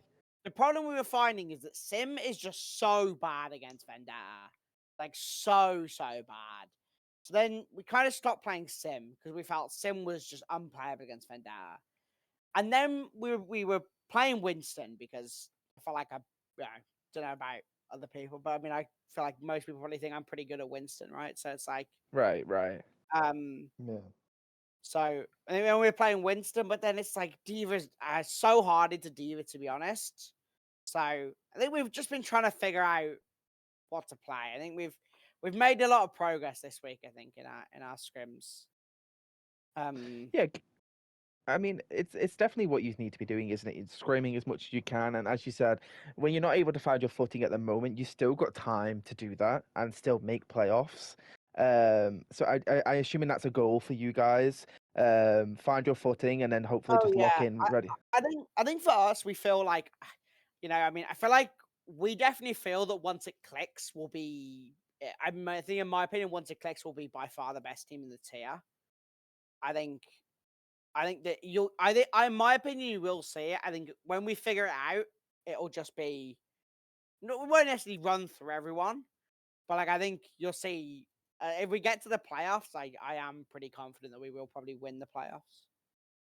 I mean, it's good to have some confidence as well, and hopefully we can see the backing up behind that as well. As you said, you've been scrimming, but playback. Do we have any questions for Fish here? Yeah, I do have a question. So, hello, Fish. Hello. With the with what you've said, actually, the confidence is admirable. You think that you believe that you'll be one of the best teams, or if not, you probably be the best team in the tier once things start to click for you guys. But given that last week's game was against Team Hippo, which is currently the leading team in the tier right now, so how do you? What were some of the things you could take away from that game, given that it was against the first place team, and what are the things you feel like you will need to work on to help things to click and beat a team of that caliber and Uh, be better than them throughout? Well, number one takeaway is that Diva's broken. Yeah, I Uh, can't. yeah. Yeah, I can't argue with that. Um, uh, I mean, another thing maybe I don't know. Like maybe I'm a little bit cautious to say like how I say things because I don't want to seem like someone who has like a it's my first tier 3 seasons. I don't want to say I come in with like a massive ego, but like I really do believe that we have like the best 5 players on probably each role. Like I think you look at Mhm. how mechanically good our players are, and in my opinion, they're like far ahead of the other players. But I think it's a big thing of like there's inexperience. I think from it's my first ever season on tank. It's Mm. Stanley's first season on flex DPS. We have 2 supports who have never played in like a league game before. Oh wow. We have a lot of, and we didn't start scrimming till very long before the start of the season. I feel like that's the big thing. I feel like it's almost like we started behind and we felt it's difficult to catch up because we just genuinely don't feel like it's quite hard to get good quality scrims in tier 3. Yeah. Um, and so we found it a little bit hard to like get our footing. But as I said, I do feel that once we figure it out, we will be more than fine. I think we'll be really good once we figure it out. And I mean, Hippo played. I mean, I don't really know how to be honest. I feel like Hippo are pretty good, although I feel like we just lost to ourselves. To be honest, just dying before we use cooldowns and stuff. Like, Yeah, which is fair, and hopefully things will start to click eventually for you guys. Um, do we have more questions for him then, Finny? Yeah, so going forward now, so you've mentioned your scrimming. So I obviously know this team personally as well. And I know that you and you and Steenie are very dedicated to the game and the coaching and everything. Are we looking at bringing in another coach, or are we thinking about sticking with you and Fish? Why do I keep calling you Fish? You and Steenie? I mean, yeah, we're definitely not looking at bringing in a coach. Like, so like it's just completely pointless to be honest. Like unless we got like I don't know, like unless we got like Dylan Aristofanes in, like there'd be no reason to get a coach.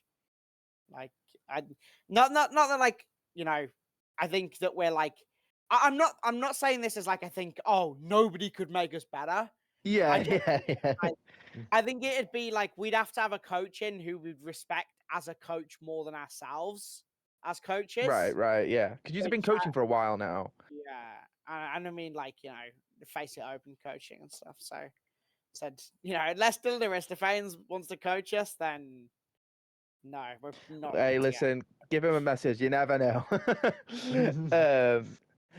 No, but ultimately, as I said, like I'm rooting for Kingdom just purely because as I said, like I was on the team. I know you guys. These are my friends. You could just say Jordan's on Fraud Watch. Jordan was signed to us, and then he joined Five Little Booms. I mean, that's all I'm gonna say. Now Yeah. that's kind of crazy. That's a betrayal and a half. Yeah. Jordan just likes to he gets a bit bored, and he just likes to shake things up a little bit. He's a man who likes to just do things, and honestly, I respect him for that. But unless you have any other questions, playback. Uh, yeah, I actually do have another question. So, um, coming up this week, you guys play Bliss Gladiators. Thoughts on that game and how you're Um, looking to take the win from it? well, first off, this team clients because they I'm gonna call them out right here on the stream. We Oh, got a call out. a scrim against them, right? And they turn up like on time, fine. But then we wait 25 minutes for them to get a fifth. They refuse to have a fill from our team, and then they just leave like half an hour Oh. later. Like Oh I dear. just, in my opinion, a little unreal. To be honest, I don't know if the game's gonna. I assume they're gonna get a tank out instead of Goofy, but I feel like a lot of this team's is based around playing Domina, so I'm not really Yeah, sure. it was definitely a comp they were comfortable on. The Dominic Goofy was definitely a really, really good tank to go against. Unfortunately, as I mentioned earlier, playback he did tear out. So it's going to be interesting to see this game, right, Fish, to see how they fare now without this Domina. Yeah. Although we've got something different coming, so I don't think it really matters. Oh, Okay. we've got something cooking in mystery, right? Anyone who knows me and Stainy knows that as soon as things go badly, this thing gets pulled out. So Oh, I think I already know, I think. But anyway, Fitz, thank you so much for giving us an insight into some devious plans that you guys have cooking. And it's going to be really interesting to see how that fares coming in the future. I wish the team the best, and I wish you a good night as well. you too, mate. Good night. Good night, Fish. Bye. See you later. Yep.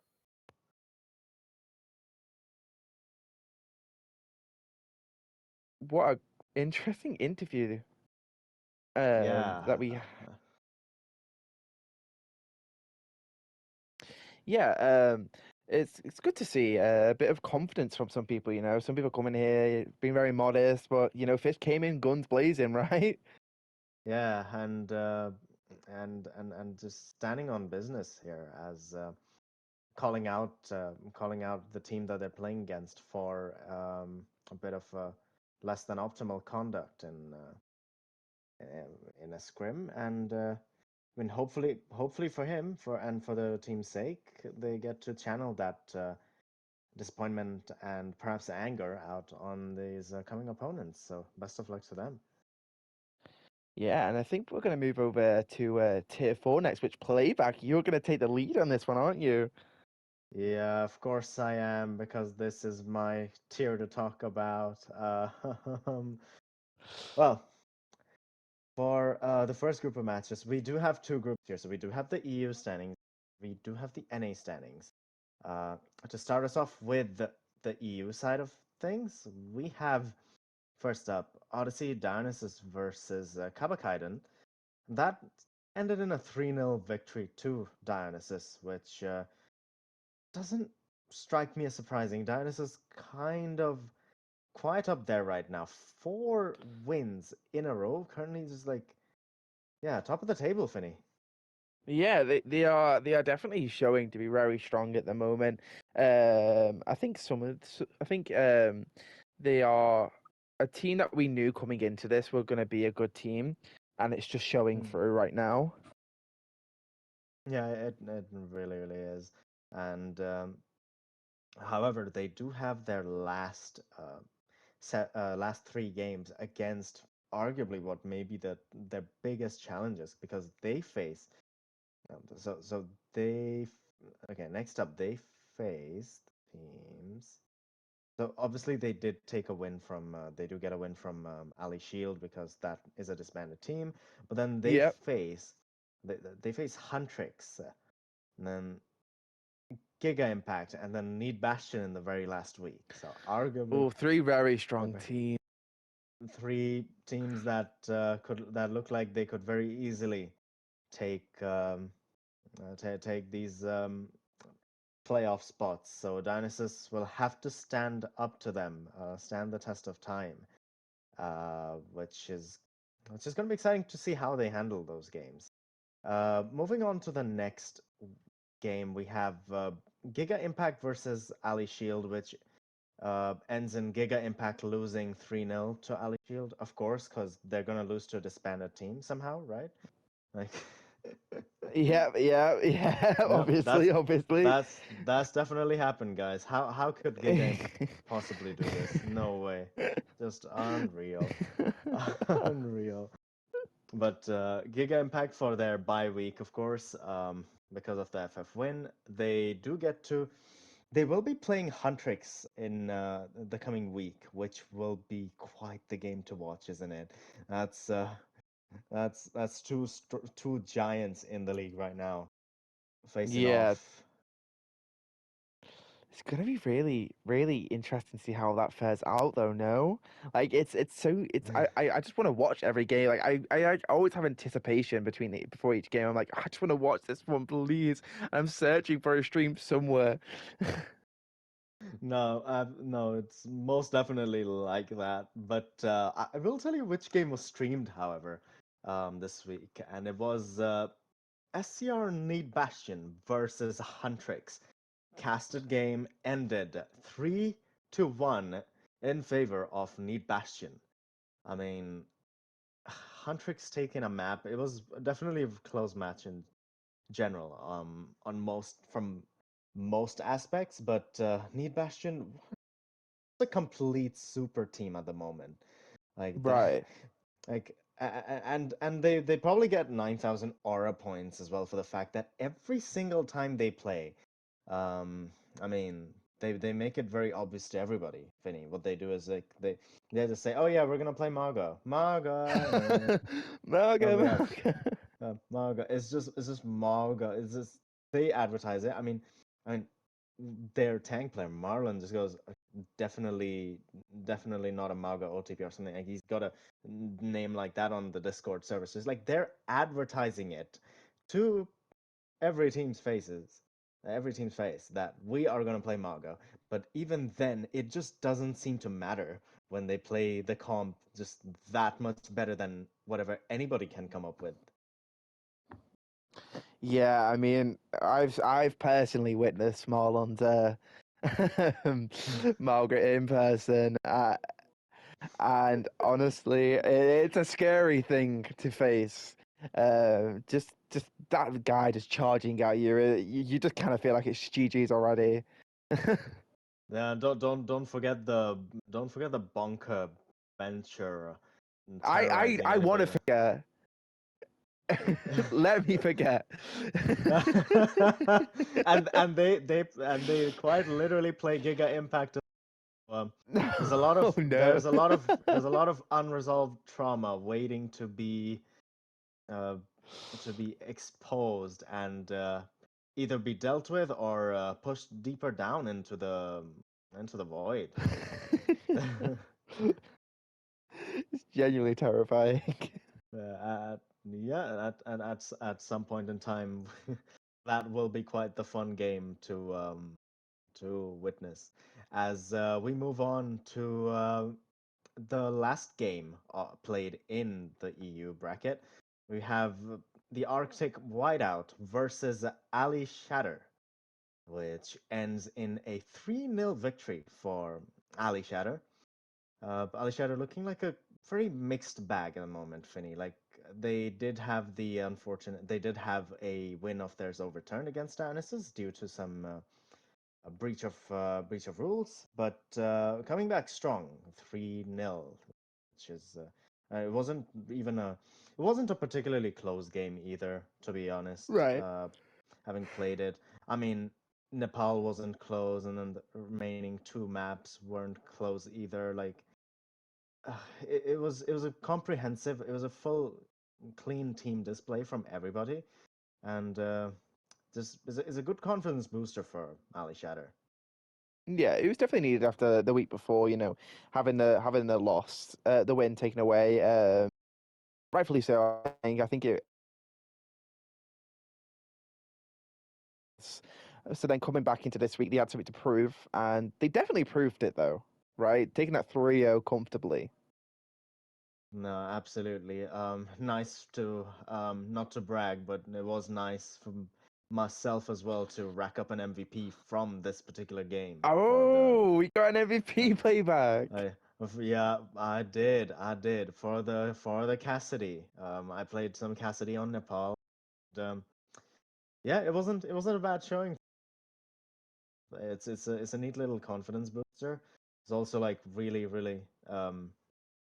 was also really nice afterwards to hear from my coach. He messaged me the next morning. He was like, "It was like good job yesterday," and I was like, "Oh, really? Thank you." I was just like, it was really nice to hear that because there was a time I was like, it's been a difficult couple of weeks on Overwatch for myself, for some players on the team.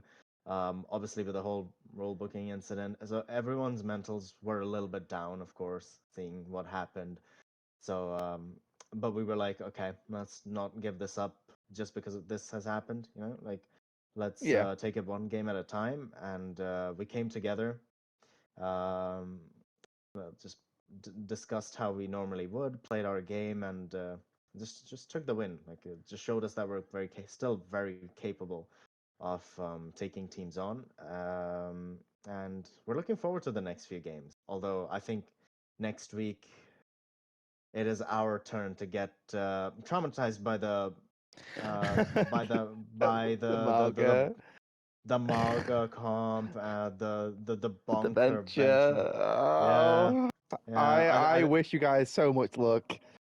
Yeah. Listen, I better be like on top of my game with the Cassidy, or like bunker is gonna be running free, and I cannot have that. I cannot have that. No, lock in, Ali Shatter. Lock in. Lock in, definitely. Like it's so scary, but I believe you guys will pull an upset, right? Oh my God, I would love that. That's in the plans for the team. Just go out there and play our game to the best of our ability. So good luck to both teams for that upcoming game. As we now move on to the NA side, where we are gonna start off with the game between Misfits and Rulers Authority. Now, this is probably a slight bit of a surprise, Finny, because what's happened is that Rulers Authority did win, but it was a 3-1. Oh, Interestingly, because Misfits, having lost 0-3 to both Odyssey Ares and Odyssey Ganymede, taking a map from Rulers Authority, which is the top team in this tier as well. So, could that be telling us something, Finny? it could be telling us that it could be one of two things that Rulers Authority either just didn't play their best game, or Misfits are looking to bring it back during near the end of the season.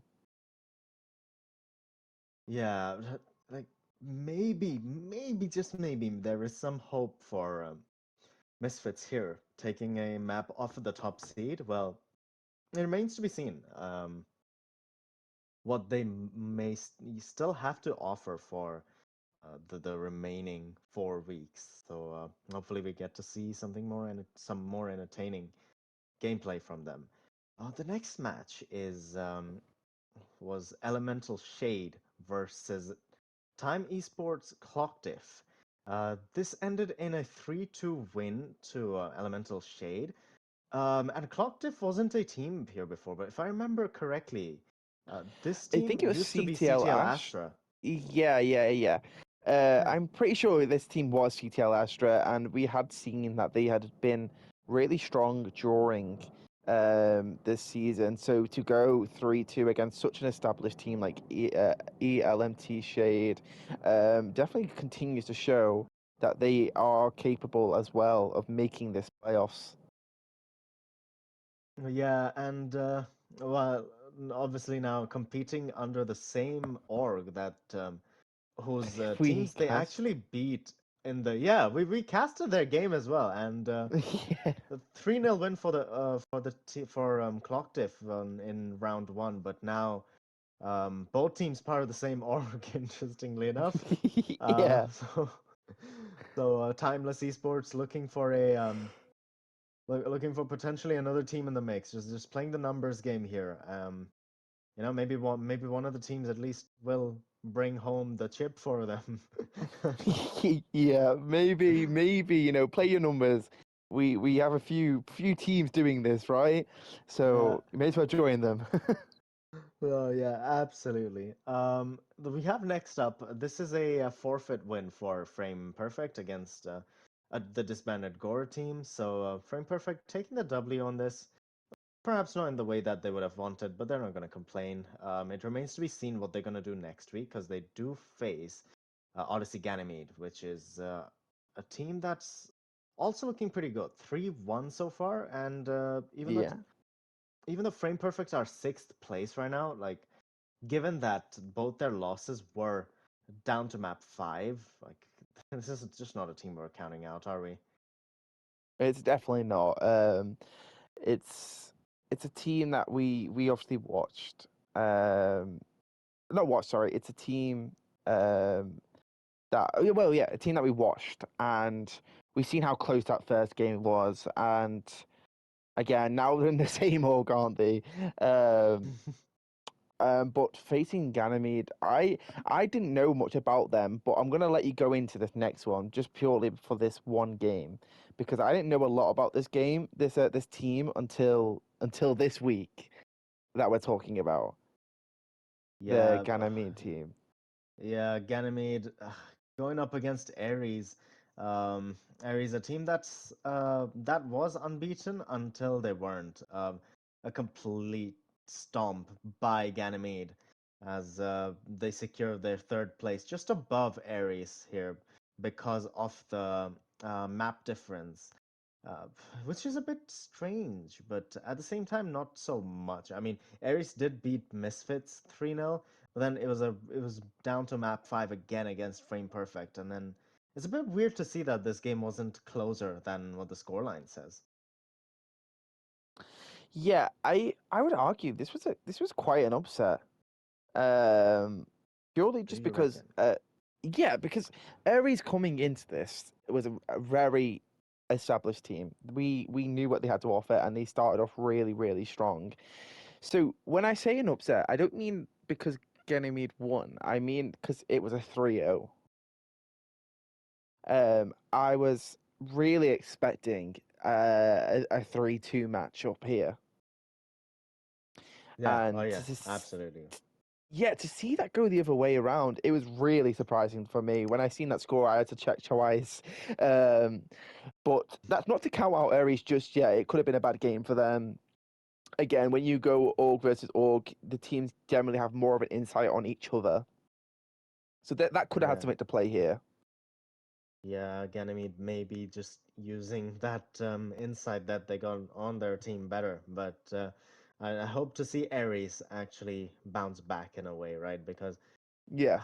an 0-3 against your the same org as you, playing with another team, like an 0-3 is just the last way you want to go out. But they are still fourth place, so very possible that they still make it into the top 3 and hopefully make playoffs. There's still a strong chance for that to happen.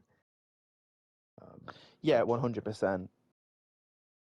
and with the matches being done, we do have an interview coming up here from Elemental Shade. We have Newports coming in from said team.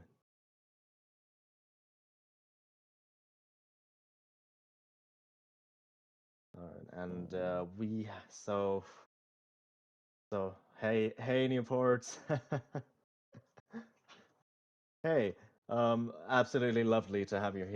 First of all, Newports, I will start the questions off, and what I would like to ask first up is, okay, first of all, congrats on the win against Clockdiff. Well, thank you. I would like to ask how this was made possible. What was the thought process throughout this game? Because I can only imagine how high the emotions must have been, given that it was a Map 5 thriller. No, yeah. So actually, this was the one game I wasn't available for. Oh, Um, I wasn't. I wasn't here. I had some of my teammates and my members be a part of the ticket, and I just let them roll with it. I was hmm watching the stream. I mean, I it was really close. You know, yeah. I guess it was sort of a Mickey Mouse win, but we want to keep getting better. We want to. I mean, respectfully, like no flame, no flame. We just dipped them.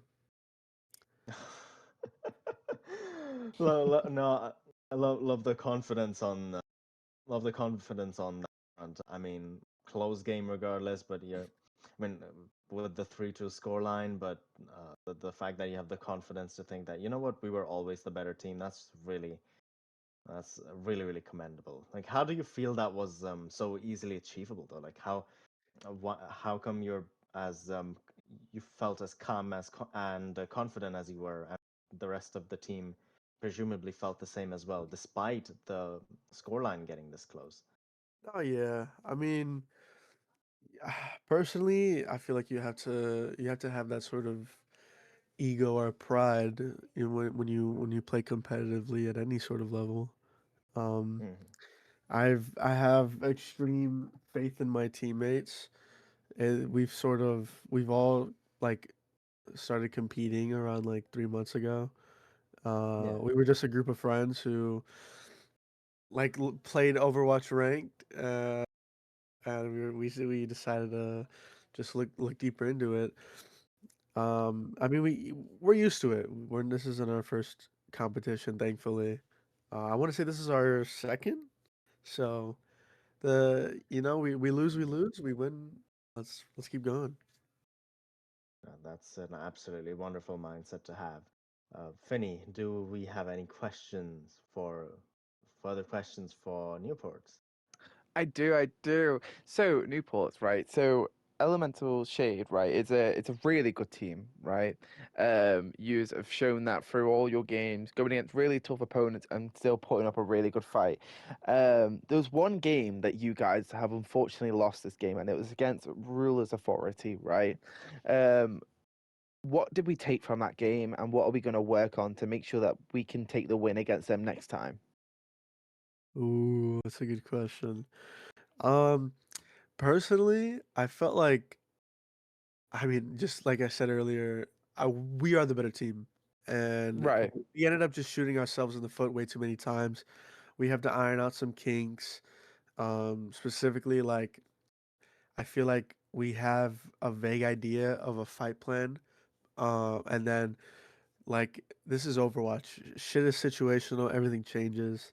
Yeah. Uh, and we're just unable to all look at the same targets. All we're not one hive mind. Yeah. And I would like us to be. I feel like that's why we lost some of our best players. When they have a rough map, it's difficult to carry through sometimes. Um, but now we're grooving it out. Yeah. We have a coach coming into this season, so it's really nice to just have someone tell you uh, whether something can be right or wrong. I'm fortunate. Elemental Shade is fortunate enough to have Jawbone as our coach. I'm not sure if anyone's heard of him. He's pretty popular on Twitter. Uh, but I mean, yeah, we're just ironing out our kinks, and we need to stop making silly mistakes. That's really the only reason we lost. It's really the only reason I went to map 5, same Right. as with Catalyst Astra or now Clock Div. But it's just silly mistakes. We need to have better clarity. Which happens, not even though teams are really strong, they still have their moments of weakness where, as you said, you can iron it out. You've got a good coach coming in, and it it generally is just that, isn't it? Like you said about the fight planning, sometimes fight planning just doesn't go to plan purely because, as you said, it's Overwatch, it's so unpredictable. And it's good that you are now looking at it back and thinking, okay, we could have done this better, and you can have someone else's opinion as well to help you guys guide you down that way. No, yeah, 100%. We've we're all like we used to only scrim like one time a week. Now we're trying to get into we're trying to get 2 or 3 with conflicting Yeah, schedules a little bit harder, but we're looking to self VOD. We're looking to just we want to just play Overwatch. We want to keep playing our game. yeah. Playback. Do we have more questions? We do have, yeah, I do have one question actually, which is it's not fully Kaizen related, but I am curious. If I'm not mistaken, Newports, you guys do compete, or at least did compete in Annihilation, correct? Yeah. Yeah. So how has it been trying to, obviously because you've been competing in that league and then in Kaizen simultaneously. So how's balancing these two leagues been for the team? Because obviously that means 2 league games. That means potentially taking one day, having one day less in hand for a scrim or a VOD review, something like that. Um, how's the team handled balancing these 2 leagues and still staying locked in for both leagues league matches? Um, so during the Annihilation season, we were doing very well, Yeah. especially for it being our first time. Like season wise, I want to say we were a top 2 team, top 2 easily. I don't know if you've heard of the team Power Nap, but I have. those guys are something else. I gotta say it. I feel like uh Micro, they don't have the better on us, but Macro, they've been playing as a team longer. They've been they've been working together a lot longer. But um unfortunately, as soon as Kaizen started, I want to say like the week during when signups ended, that's when we were knocked out by Ares. Or Oh no, no, wow. it wasn't Oh. Ares. It was we lost. So it was double elimination. We lost to Ares our first round, and that was really like hitting. Um, Mm. I want to say their ball comp. It's it's nasty. It's nasty. The ball cat of dive DPS, and it can be a pain in the ass. But we ironed out those kinks. We didn't take it lightly. Uh, I think we're a top 2 team here. Obviously, I'm good homies. I'm friends with the Redacted, and we have some playful banner. I'm really excited to Yeah. face him again. Um, it will not be a 3-0. It will not be. It will be close, and hopefully we can Take the win uh this time. take the win. Obviously, yeah. But yeah, but balancing wise, I mean, we got knocked out early, so we had more time to prepare, I suppose. Yeah, no, definitely. Sometimes, like, getting knocked out is, of course, not the prettiest thing to happen, but sometimes it does help in the sense that you get to focus on the other league. So, like, um, hopefully in Kaizen, you guys lock in. I mean, you guys are doing well so far, and there's no reason not to keep the streak up, right? No, yeah, 100%. It was a really good introduction into like competitive Overwatch, but Mhm. um, it won't be the same. And we did upgrade our roster. At that time, we didn't have a coach. Um, and now, I mean, now we're like, it was really just me management wise. It was my first time like finding scrims, finding leagues, new Mhm. to the competitive scene at all. It was all of our first times, and now we have a little bit of experience under our belt, so we're coming in hot. I bet you guys are. Best of luck with achieving your objectives. Finny, do we have any further questions for Newports? Other than just like going forwards, what so you've got the coaching now, and you've got a few strong teams ahead of you, right? Again, you've got the Aries matchup again. As you mentioned about the ball comp, has there been any idea about how you're going to fight that this time? Ooh, um, we've been working some things out. I think Yeah, like when you're up against the ball, our coach loves to say, um, he he says something about don't get trapped into looking at the ball the entire time. And honestly, it wasn't really the ball that was the big issue against us. It was the fact that like we could carry the ball dive, but then we weren't able to carry the next two people that would int on us. For example, like they ran a cat Genji or like a cat Tracer. It was a ton of burst damage. Um, we want to look. I feel like we were just too scared. We always try to go second when sometimes we got to cut our losses. If our head scan gets dive, he's dead. If our flex support gets dive, they're dead. We yeah. just gotta try to get the trade and get out. I don't want to reveal too much because you know I think Aries or Redacted will watch this and or any of them might and just know I mean we're ready now. No, I'm so glad that you're ready now and you're ready to run that back. As you said, you've gotten stronger as a team, and you've got some coaching. So it's gonna be really interesting matchup to see going forward, and I hope I get to see it as well. But thank you so much for giving us a little bit of insight into Elemental Shade, and just letting us know that we're confident and we're ready. Of course, thank you so much for having me. Thank you for reaching out. No, Thank no you. worries. Thank you, You guys have a good one. and you, and you. Yeah, and yourself. Right, playback. We're coming into our final tier now, right? We're moving into We the big are. leagues, tier 5.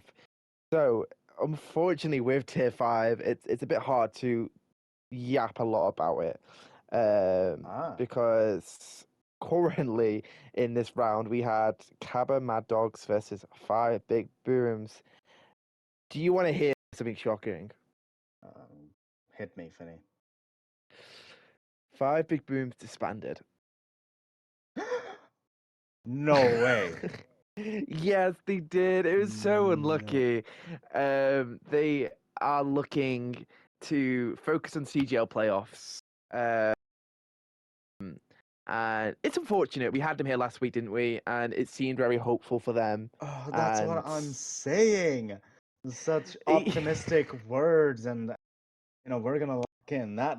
We're not letting that. They weren't gonna let that unfortunate FF hold them down, and then that's I ah. know, but you know what? Like other teams have done this as well, haven't they? Like they wanted to focus on like playoffs and all that stuff. Sometimes scheduling issues happens when you've got too many leagues on your plate, and that happens, and we respect that. So we do wish 5 Big Booms the best in CGL playoffs, and hopefully, it goes well for them. But that being said, we had Red Coven versus Tier 4 Demons, and Tier 4 Demons just taking that 3-0 win. I mean, Tier 4 Demons have been very dominating through this whole series. They have not dropped a map just yet. It's looking very, very lenient to Tier 4 Demons at the moment. What do you think? Uh, it just looks like there's one clear winner at the moment. I'm not gonna lie, Finny. Like seeing the standings right now is just like, hang on. T4 Demons, W. Like, I'm sorry. This team is kind of running away with this league at the moment, and we wanted to see if, obviously, we want to see if Five Big Booms would like stand the test of time, like stand the test Yeah. against them, but not. It's just it's just a question that will be forever left unanswered, and seeing that. T4 Demons just look like the best team. Is by far, by far, by far. So it just really remains to be seen if anybody can catch up to them in any shape or form. See, this happened last season though. There was one team that was looking very dominant and just winning 3-0 every single week. No one taking a map off them, right? And then it came to the final game and it ended 4-3 to the Yeah. team, right? I'm hoping for this. Um and we do have someone from Cabba Mad Dogs to maybe give us insight if this is going to happen, you know? I'm hoping and praying this, and I have full faith that this is possible. We know this Cabarol brings some strong players, right? We've seen it throughout the tiers. I know full well they can do the exact same in tier 5. So, that being said, Mango, are you here? Hello, how's it going? It's going good. How are you, Mango? Doing great. Doing great right now. So obviously, you obviously heard us talk a little bit about tier 4 demons at the moment, Mhm. right? Um, we played these guys, and it was unfortunately a 3-0, right? Mhm. How are we feeling, and how are we gonna bring this back? Uh, well, like you said, Tier 4 Demons is honestly they're a really good team. Like I'm not gonna Yeah, sugarcoat it. They're really good. Uh, I know that they're like one of the best, teams for like console wise EU. So yeah, we knew going into this it was already gonna be a tough match. And then yeah, but I'm pretty sure going back into it, like we know what we need to do, we know what we need to fix, and we're just waiting around for that second chance to go back at them again. yeah, and I think that's what we're all waiting for now. You know, we've seen tier 4 demons just be dominating at the moment, and as much as we love to see a really strong team, we really also want to see someone really put up a good fight. And I have full faith you're capable of doing that.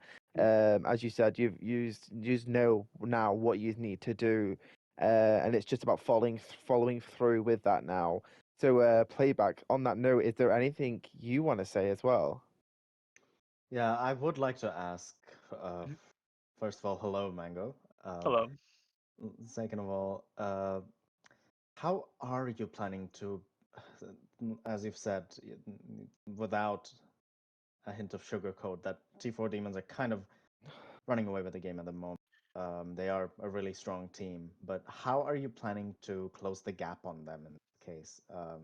Obviously, you've played these guys before. Is there anything you've taken away from the game you played against them, and how are you planning to close that gap in skill and teamwork against them?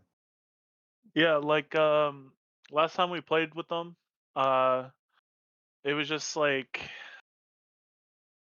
I'm not gonna lie, I had signed some people like because my team's primarily an A roster Yeah. and I really wanted this game to happen. So I did get some new pieces in there, and Mm, yeah, during Hmm. during that game, I think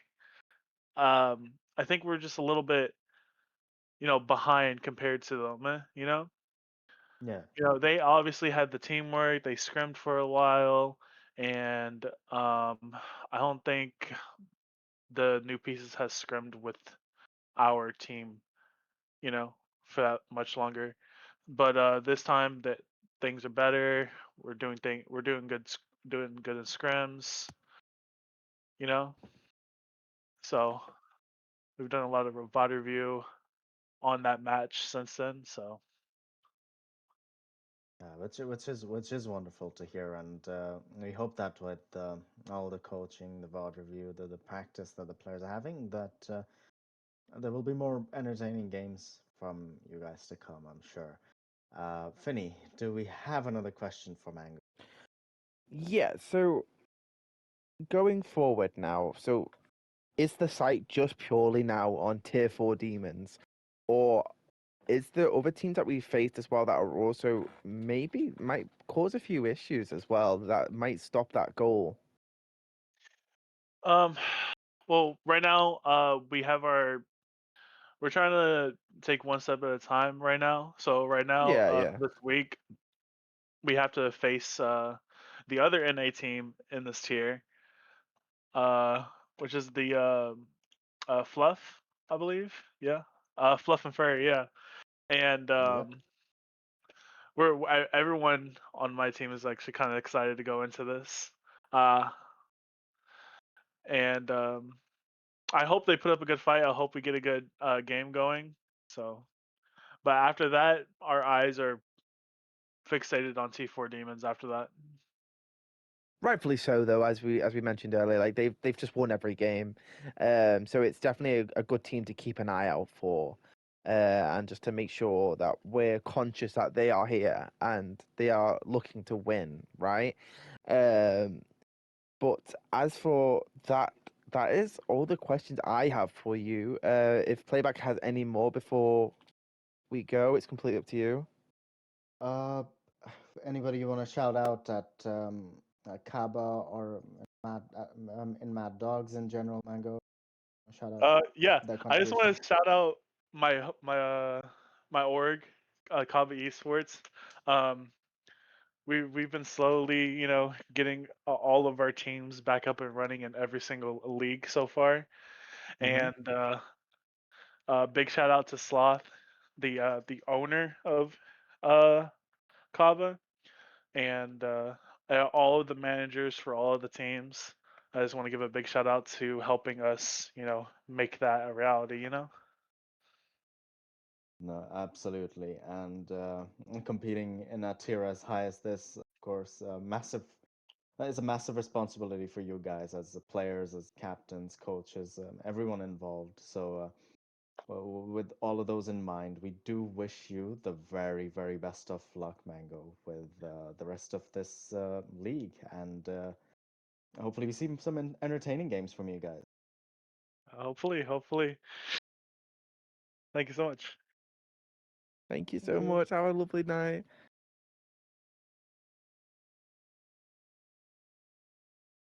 Right, Playback.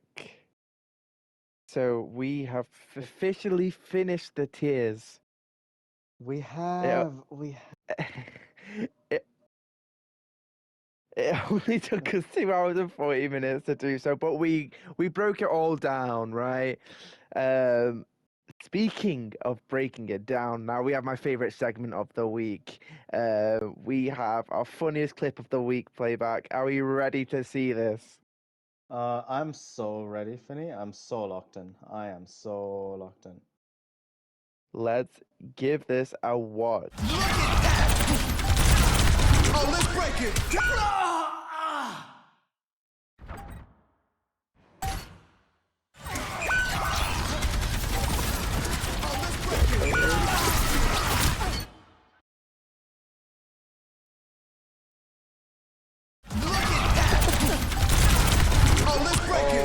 such an unfortunate HA.